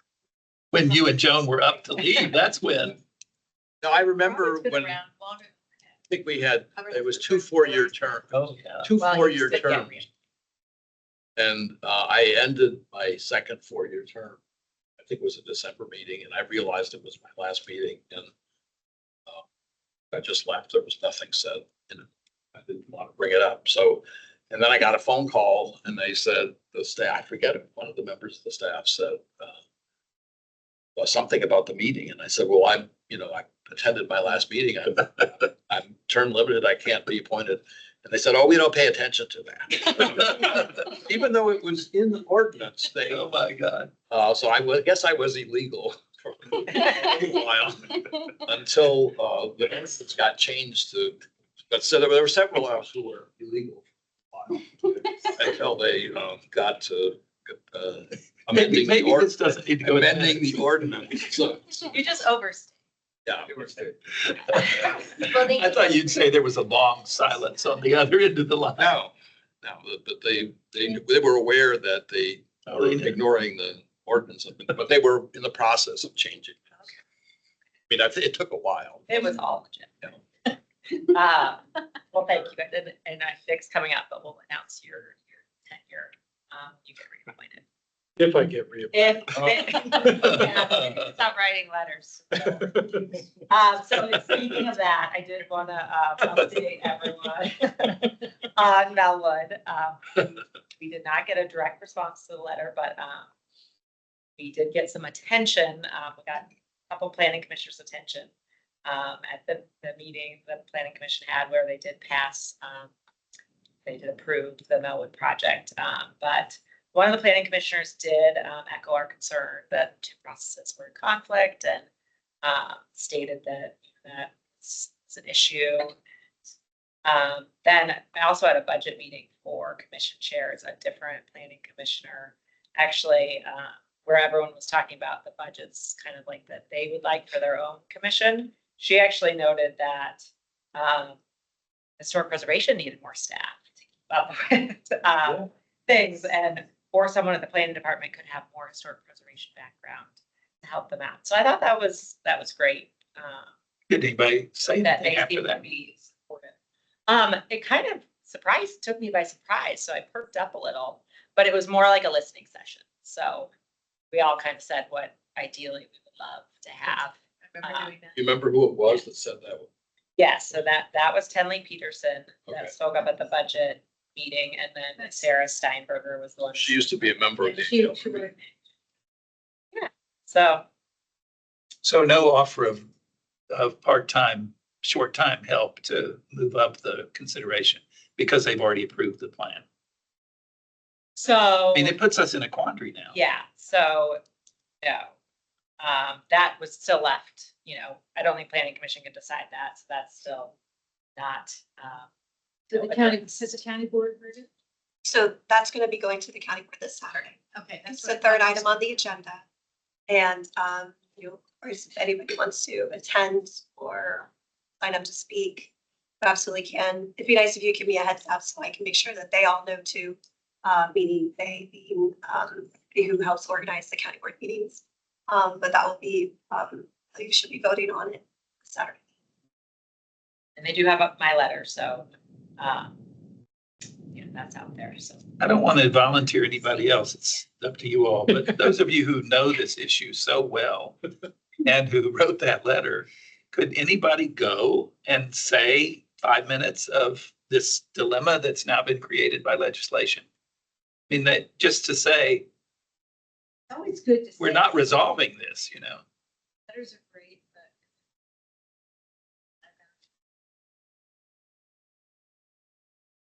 Somebody's.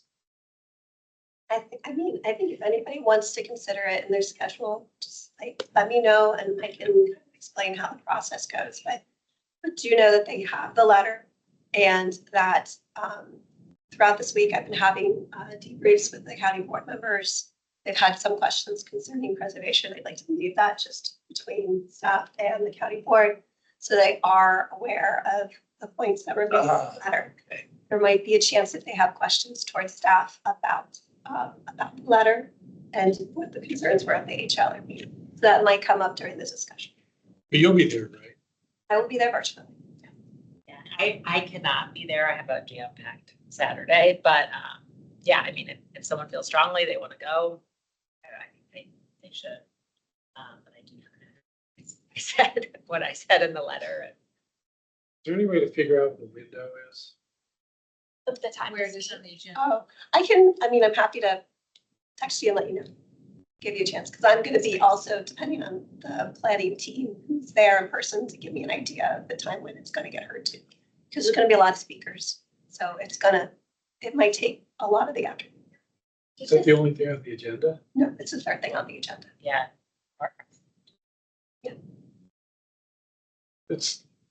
So it's in the afternoon though, for sure. It probably will be. I can keep you posted on the time.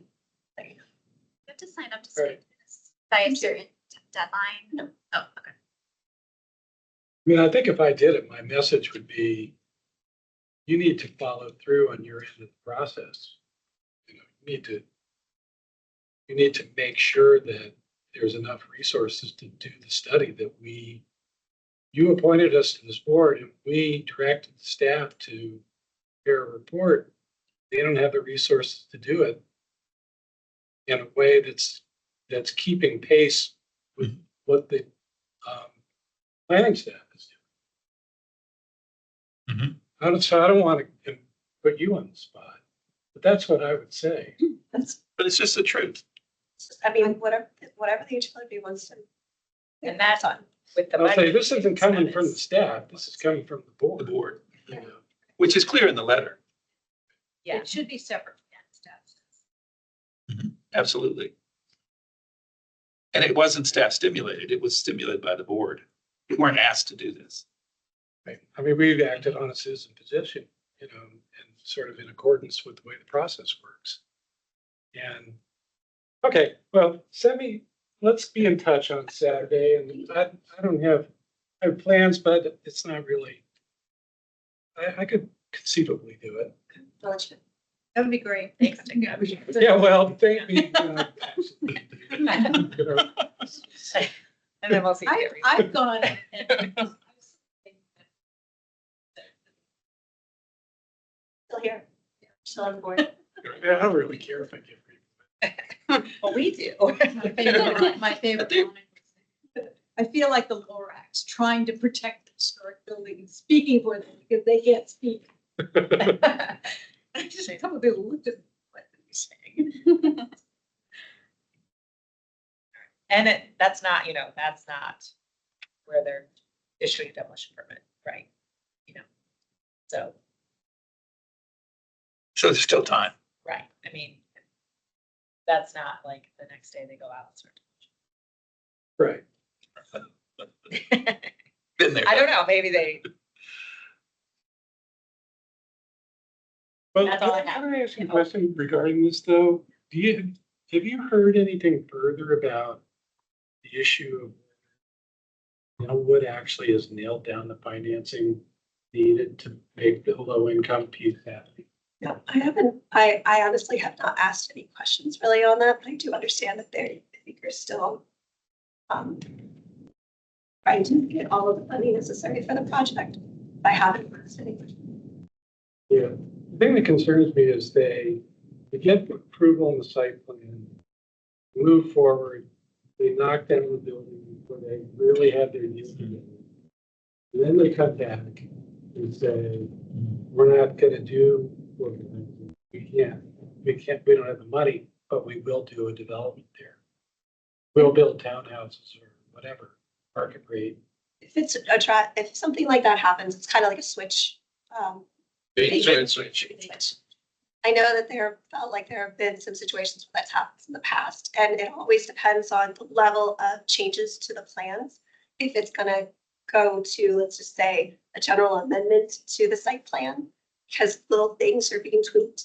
But if it's a drastic change, then they'll have to go through the entire public engagement. Yeah, but they can knock down the building first, Well, can't they? They get a permit.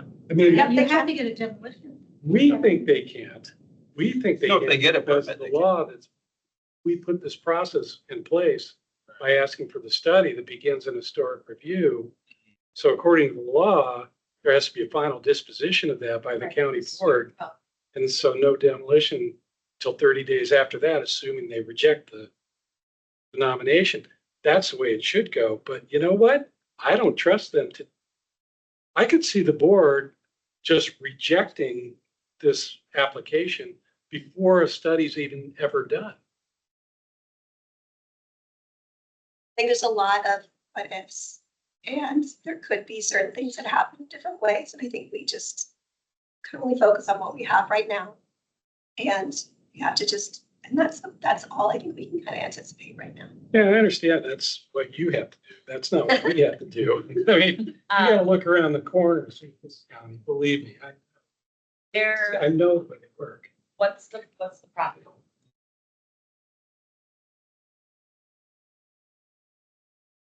I can't, honestly, I've never gone through it.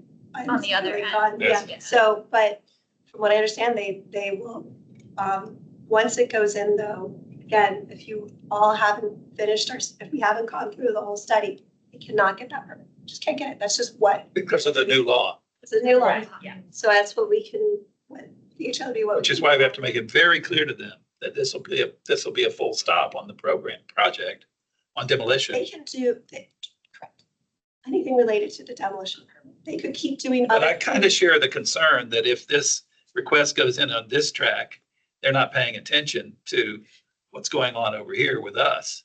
And if they issued that permit, even if they were wrong, they won't? Okay. Would be going against the. But Okay, you're in the county. What's the enforcement mechanism? Have to. I mean, if it's against the law. This big sanction, I mean, you could sue. You could sue to block a demolition. But the community would have to do that. You know what? The community will do it. So you get a TRO. It has to be somebody withstanding.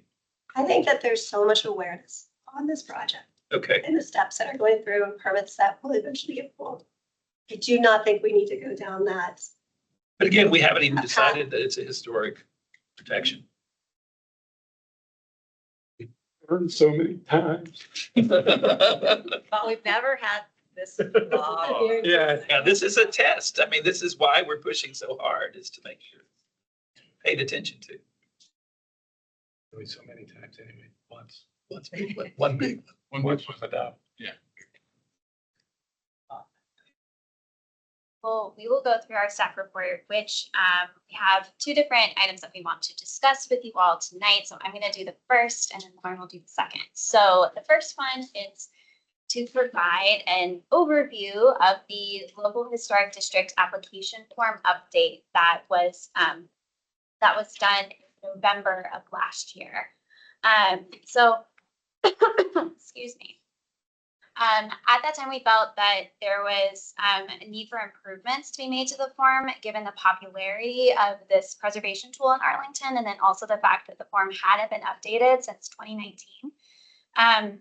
These updates were made to further clarify the application process for applicants, but then to also ensure that future LHD applications provide the necessary information for efficient processing, both by staff as well as you all, the HALRB. This update also coincides with the regulation goal in the Historic and Cultural Resources Plan, specifically the goal of assessing and improving the LHD designation process. So by no means is that the end of that goal. There's plenty more that we want to do, but this is the start of a comprehensive approach to making those improvements and evaluating the related sections of the zoning ordinance, specifically section 11.3.4. As part of this update process, we also did research on what other localities in the region require for similar designation applications. And it became really clear in that research that we could expand our form a bit more. We also discussed the changes we made to the form with the county attorney's office to make sure that we were in compliance with what is stated in the zoning ordinance.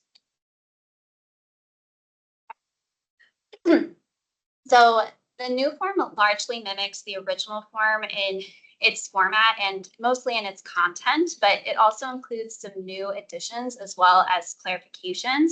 And I've listed all on the screen here. So I'll go through each of them very briefly. So applicants must now meet with staff prior to the submission of an LHD application to ensure compliance with the application requirements. We're asking that all sections of the application have to be completed. If information is missing, it will be deemed incomplete by our office, and then it can't move forward as submitted. Citations for historic information have to come from reputable sources, such as published books, newspaper articles, NRHP nominations, that sort of thing. We're also asking that there be one primary and one secondary resource in the bibliography, and then a copy of, or at least a link to, the NRHP listing if it's applicable for the property being nominated. Applicants have to include an analysis of all 11 LHD eligibility criteria, the ones that are outlined in the zoning ordinance, and include the reasoning behind why each would or would not apply to the subject property. We're also requiring that a map of the proposed LHD boundaries be submitted as well. Applicants have to complete a visit to the Charlie Clark Center for Local History to conduct research prior to submitting the application. That will also help them with flushing out some of their bibliography and some of the other citations that we're requiring. And then finally, we added a property owner meeting section to the form. This would only apply for a property that someone's applying designation status for that they do not own. And they would be the ones who would have to fill it out. It's not a requirement, but the section prompts applicants to consider meeting with the property owners to discuss the application prior to submission. So we've had the updated form on our website since November of last year. We also shared it with some of our external partners, such as the Arlington Historical Society and other people that we know utilize this form via email. Our hope is that the administrative update will provide staff with the sufficient information to help with our completeness check of these applications when they come in.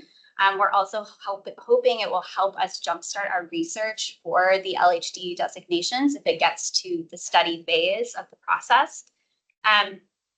We also anticipate that this will help provide you all with more information to consider during the preliminary hearing for LHD applications. And that's the hearing that you all probably remember because we've gone through it pretty recently, but that's the hearing where you decide whether or not you want the property to be studied. So with that, that's the conclusion of the update. I'm happy to answer any questions at this time if anybody has them. Where is the Charlie Clark's? It's at the Central Library, Public Library. I realize it's. Yeah, it's a fantastic resource. So that Yes, they, Right. yeah. They renamed it in honor of Charlie Clark, who just passed away. Well, So this is the first time you presented on this. Just wondering what's driving it, change like this. This strikes me as being burdensome to an applicant in a lot of ways. So if you could sort of articulate your thought process in doing this. Yeah, so as you all remember, last year we had a number of applications come through, and I think it really highlighted areas where we could expand in the application form and areas of information that we were missing and some of the ways that we wanted to improve the process. Again, it coincides with a goal in our plan, and it's kind of the start of us working on that. I can understand how some of this feels like it's a potentially more arduous task for applicants to have to fill out some of this information, but we did compare it to what other regions are doing, and we feel that this is the best balance between what we used to have and what some other jurisdictions follow. For example, DC, you have to fill out an NRHP application and submit an application fee of $100 or more to submit your application. So there's kind of a variety of different ways that people do it in the region. We felt that this was the best of both worlds, and we really did take into consideration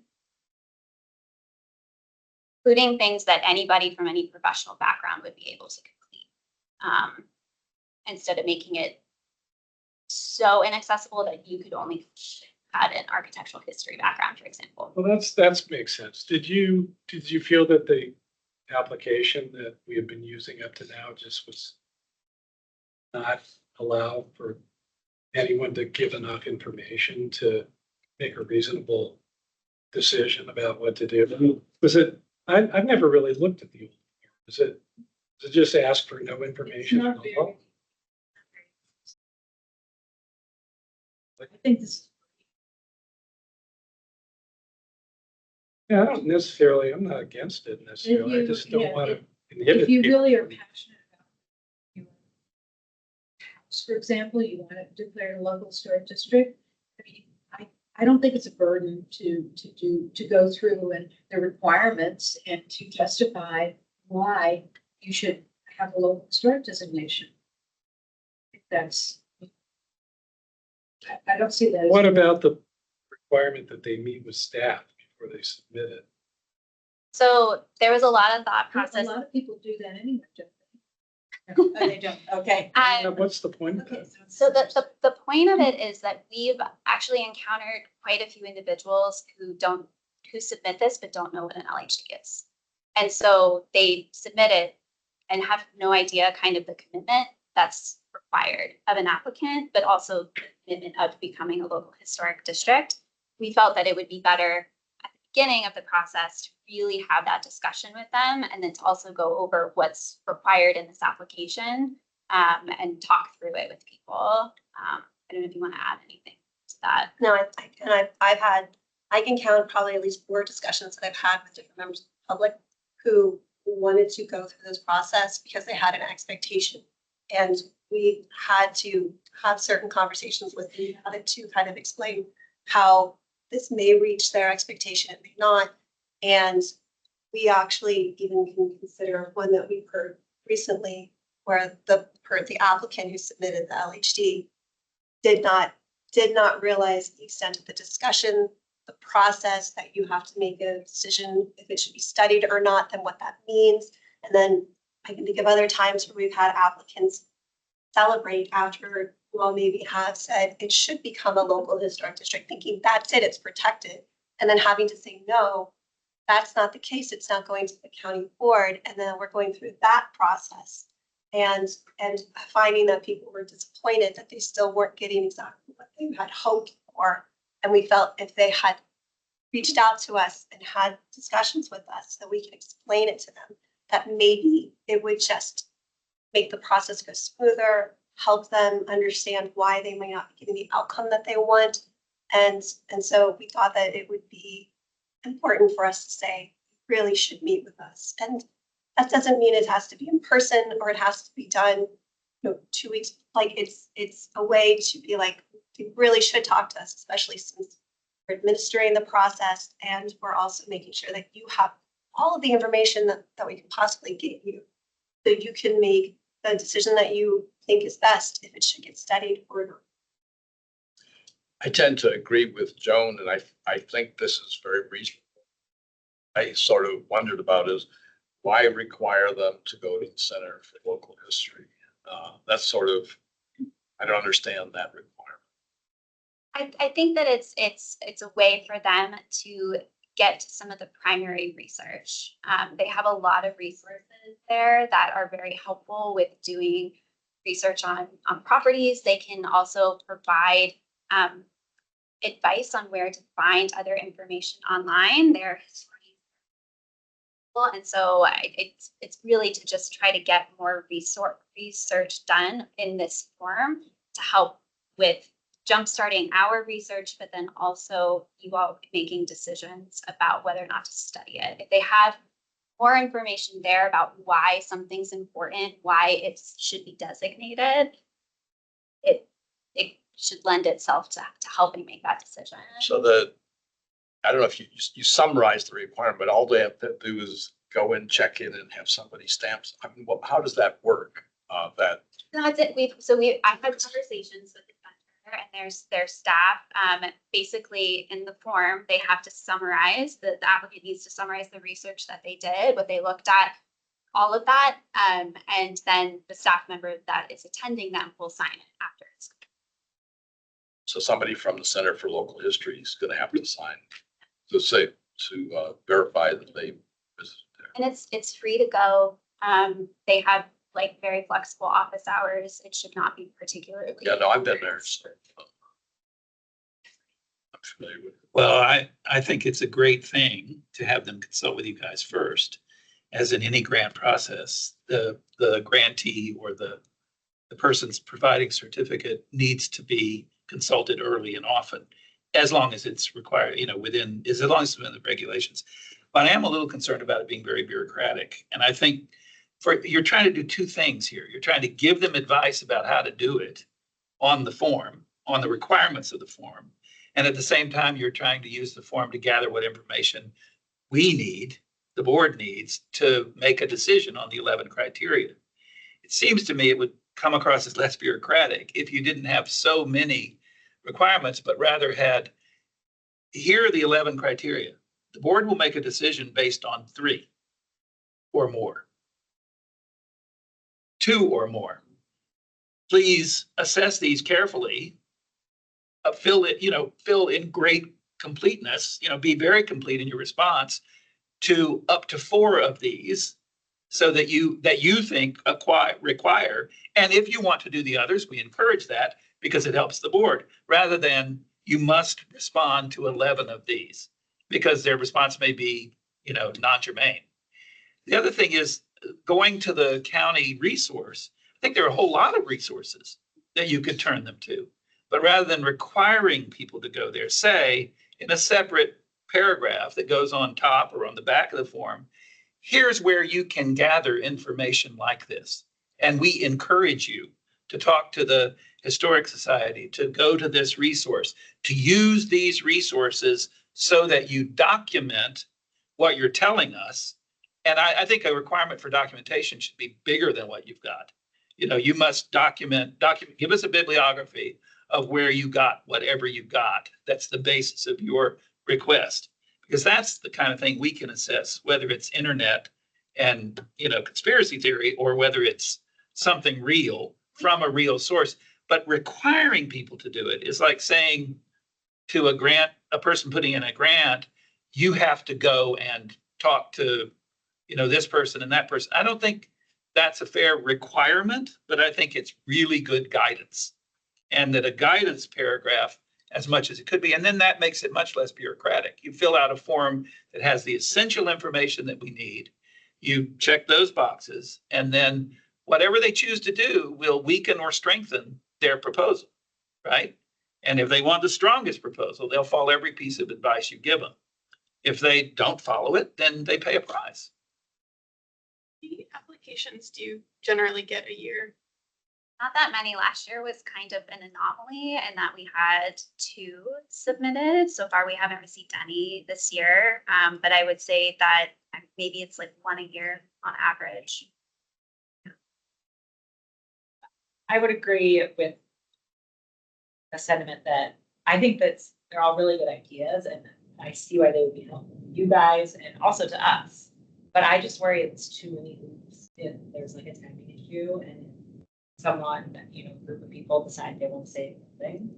And having to have that meeting before they can file their application, and having things in their way that they actually can't control themselves. I really don't like I would really prefer the applicant to be able to say, oh my gosh, they might demolish this building. I'm gonna file an application tomorrow. So I totally like the guidance idea, but just that it could be kind of like slow rolled. I know we trust you guys, but thinking for the future and also thinking, if for some reason you get direction from someone that a project should be going through and you aren't meeting, it gives the county a way to stop someone from filing an application if they would. And I really don't like that because I think it should be a citizen petition that they should be able to file on their own.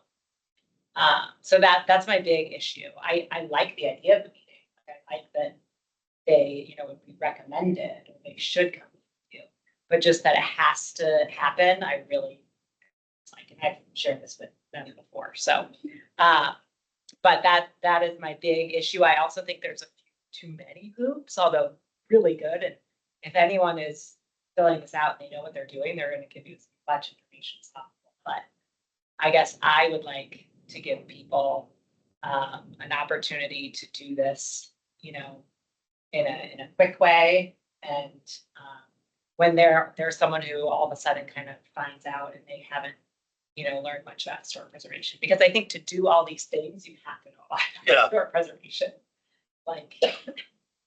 I really think, yes, I think you don't have to have like a certain degree to do it, but it would take a lot of time and effort to do what you're asking. And that's not really what I want. If a citizen, is going to file something and try to save the building. Yeah, well, you could, like what we just heard, we only need them to fill out 2 of those things. Okay, so to make them, but maybe you could just have a not applicable checkbox or something you could list all the 11 and they could check not applicable but require that they fill in 2 because we need 2 to decide. But it makes anybody should understand that if they can fill out all 11, they have a stronger application.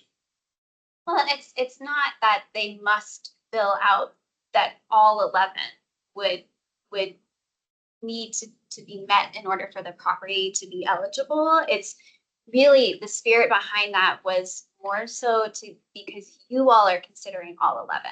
So right now we have 0 idea when they submit a form. Well, not right now because this is the version, but before we had no requirement to analyze the criteria. So you all were having to do it on the fly in meetings. So having a fully fleshed out idea of which ones apply and which ones don't, we felt would be easier for you all to consider at the meeting.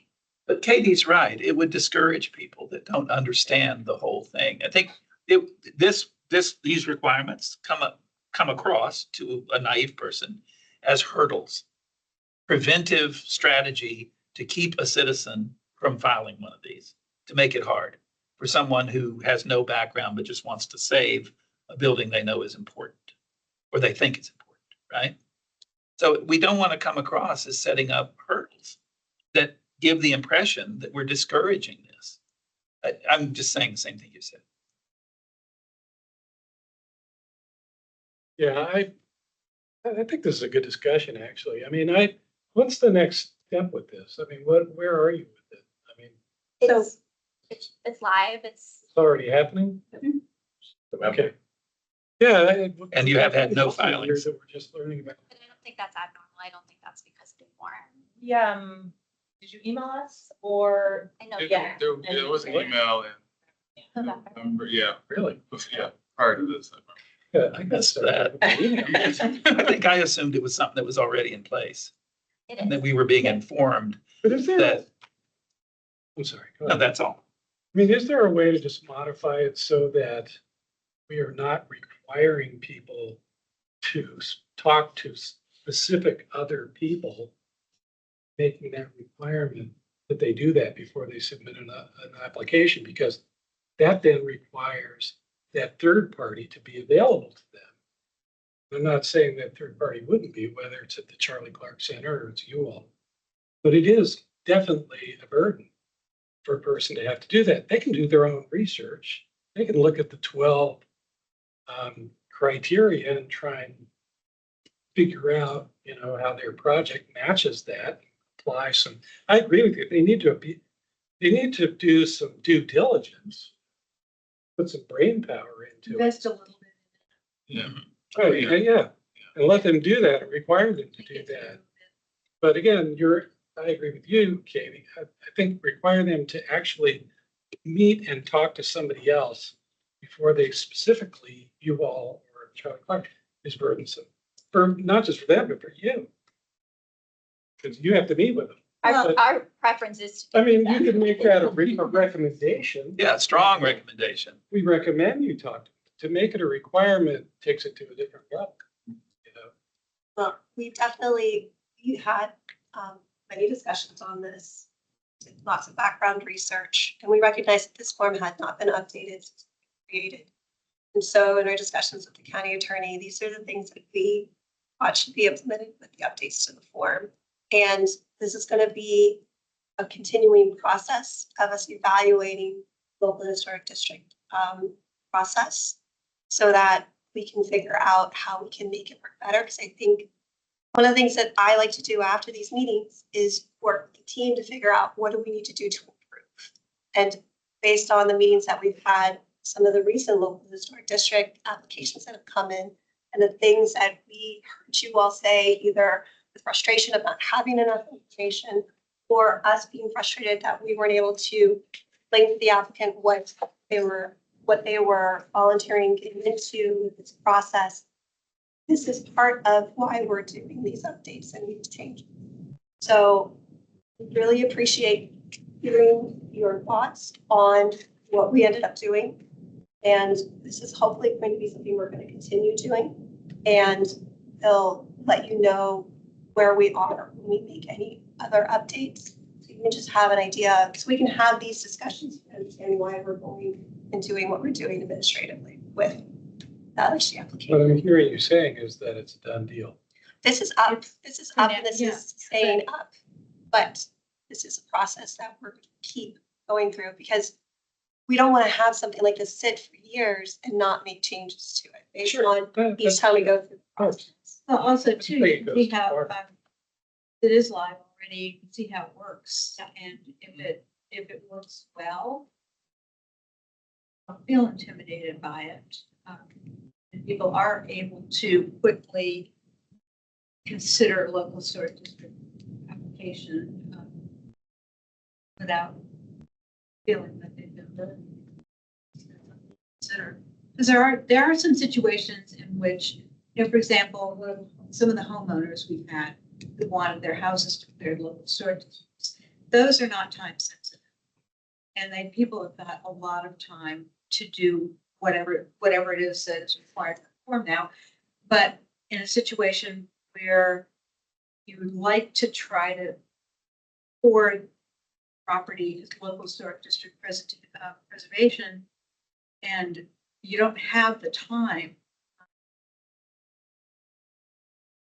We get complaints, or if there are things that we're finding didn't work, or based on the discussion we had tonight, we then go to an evaluation in a couple of months. Here, these are going to be things that we'll take into consideration, but we want to see how this works and see where we go with it. Okay, that's fair.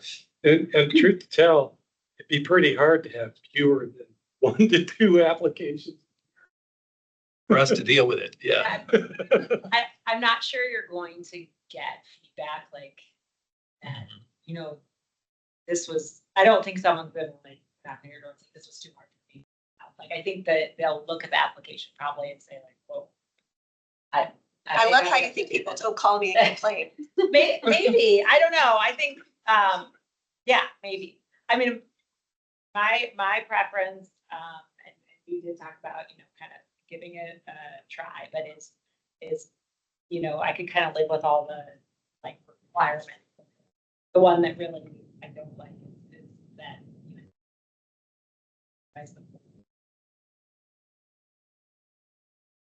because I just think that's really cheap. If an application is. I think what you're hearing from us is go back and look again at the requirements, not at the form. And just think about what is really guidance, what comes across, what should be provided as guidance and what should be provided as a requirement. Because it comes across as blockage. And just think about it. I mean, we understand you're proceeding to gather information, but I agree with Katie. I don't think you're going to hear from people who look at it and say, oh, I can't do this. I just can't do it. I don't have the time. I don't have the ability. Even people who are trying to protect something that's threatened. And I don't think any of us. So what you're hearing is from the board.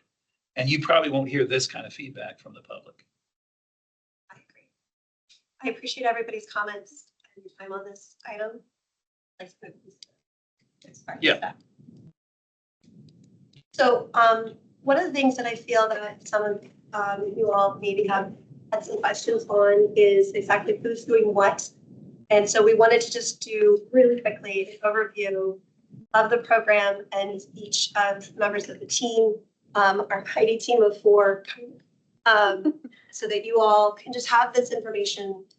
So if you have questions in the future, you'll be like, oh yeah, that's right. Lauren said so-and-so does this, so does that. So just as you know, with the Historic Preservation Program, you know, we're responsible for enforcing the Historic Preservation Ordinance.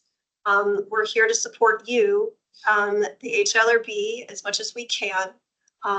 That we also, you know, we do things such as promoting historic preservation through special projects and community outreach.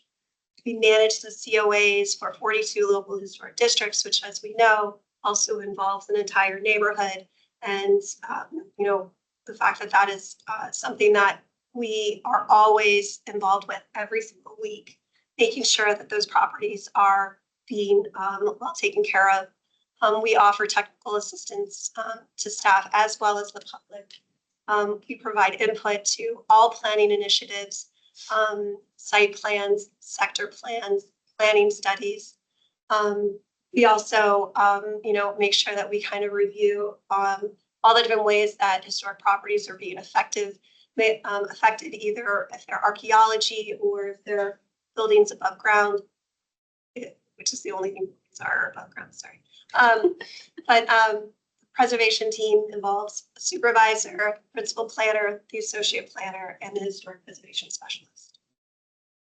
So supervisor for the program, as you know, the position is still vacant, but I'm also acting as a supervisor right now. And this is where the roles that this supervisor has is making sure that it develops the annual work plan, that it advocates for preservation with policy as well as interest, ensuring that, you know, that we have everything that we need administratively to be able to do the HLRB meeting, the subcommittees, the DRC meeting.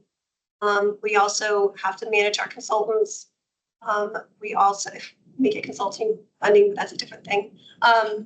You know, we also manage a lot of major historic preservation projects and initiatives. That is anything from, you know, the update to the plan that we just did. If we're going to do a phase 2 to the historic resources inventory, if we're going to have another round of historic preservation fund grants, those are special types of projects. Manage financial and administrative requirements for our programs. So, you know, things such as any of our budget and administrative reporting that we have to do to the county, to the state, to possibly our partners. We also manage our grant funding opportunities, as well as trying to get grant funding, which we really want to try and get going on that. and also developing outreach programs and events and trying to cultivate our community partners as much as possible so that we can really spread the love and try and impact as much as we can with preservation.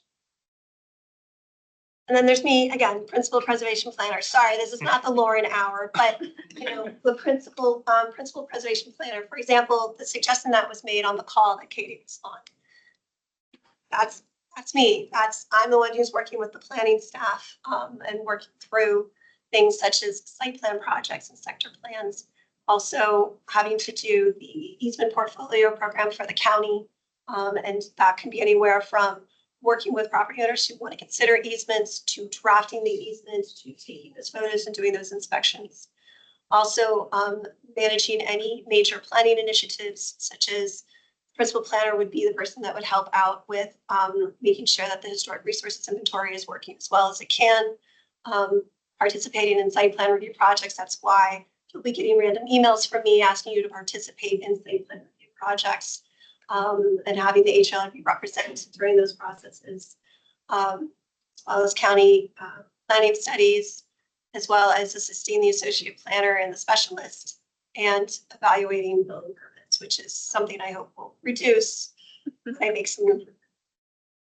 As you know, Michael, she does a lot. Michael, as the associate planner, manages everything involving with the HALRB, from making sure that we're hitting all our marks with our deadlines, getting things out onto our advertising, and making sure that we have all information considered before we have these meetings. Also managing all aspects of the design review process, serving as the lead researcher. So therefore, any local historic districts that are coming through, she is the main researcher. And anybody who knows when you're doing research, it's very hard to also parcel that out to different people, because you really have to have a very good understanding comprehensively of what's going on with the local historic district. So it's really got to be a one-person show. Managing the historic marker program, which is what is going on with our historic markers. Where are they? How are they being maintained? Who owns them? Where can they go? What should be the design? Should we have more than one? About getting it manufactured? When is it going to come? All those fun things. Evaluating building permits as well. Doing major research projects that can involve mapping and database maintenance, as well as assisting with National Register nominations. And then lastly, our John McNair, our historic preservation specialist. He's the one who is out there at all of our 42 local historic districts, has to visit them every month. He also has to do annual photographs of every single one, and also making sure that he is driving around to go see and make sure that they're property owners are being good stewards. Are there any projects that might be happening that shouldn't be happening? What is the status of where the COA permits are? Have they started? Have they completed? All of that he is tracking.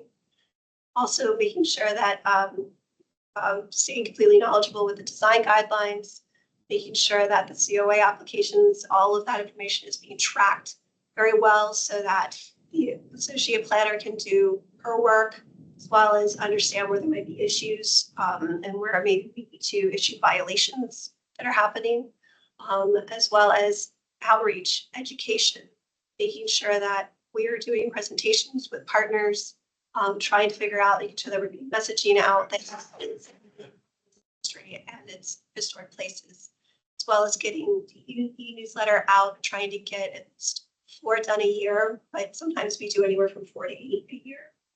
And then providing technical guidance on preservation issues, as well as assisting with them.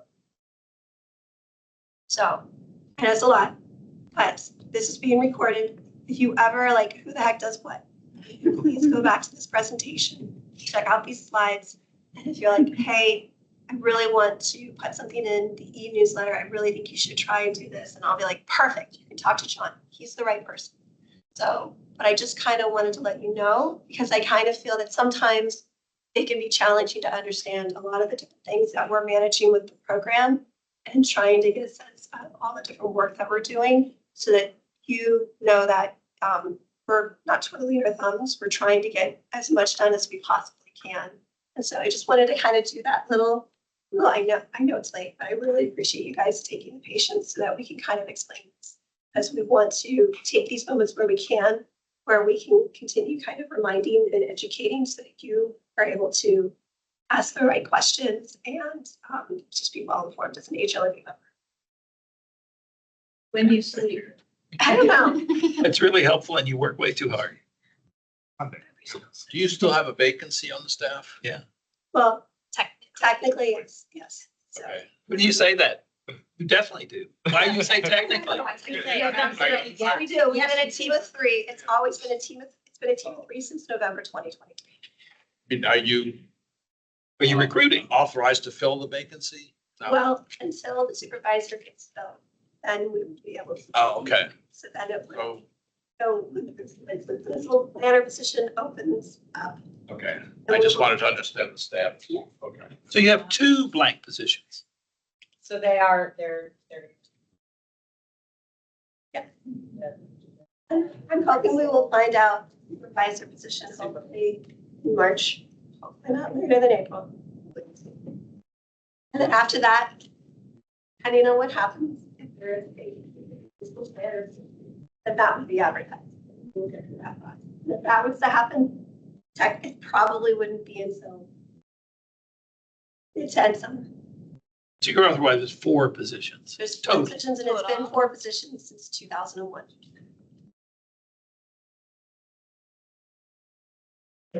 Work for planning? That's a great question. So the last thing I wanted to bring up about the staff report, just so you know, we will be sending you out an email about some procedural updates that we want to give you. We've talked to the chair and the super chair about it, but we feel we want to give you a little bit more detail, but I'll give you the preview. We're going to talk to you about some updates concerning public motions, when motions happen, amending agendas and how that process would be, and then how you could then request things to be done. So we'll explain all that because we think that's important. And we probably were thinking that we would do something like depending on the agenda level for the next month or the following month. We could maybe go into some detail about what that email comes. That concludes the staff report. Will someone be reporting on the Queen City, where we are with the Queen City? Oh, yeah. So we've gotten some great feedback from the marker subcommittee. I've always thank you guys for working so far. It's been fantastic. We're entering the last leg of edits. So hopefully, I think we'll have a final draft that we've all agreed on by Friday. That's too ambitious, but just based on the comments, it seems like we're heading towards the final version. Okay. I think that's it. Thank you, everybody. I know this.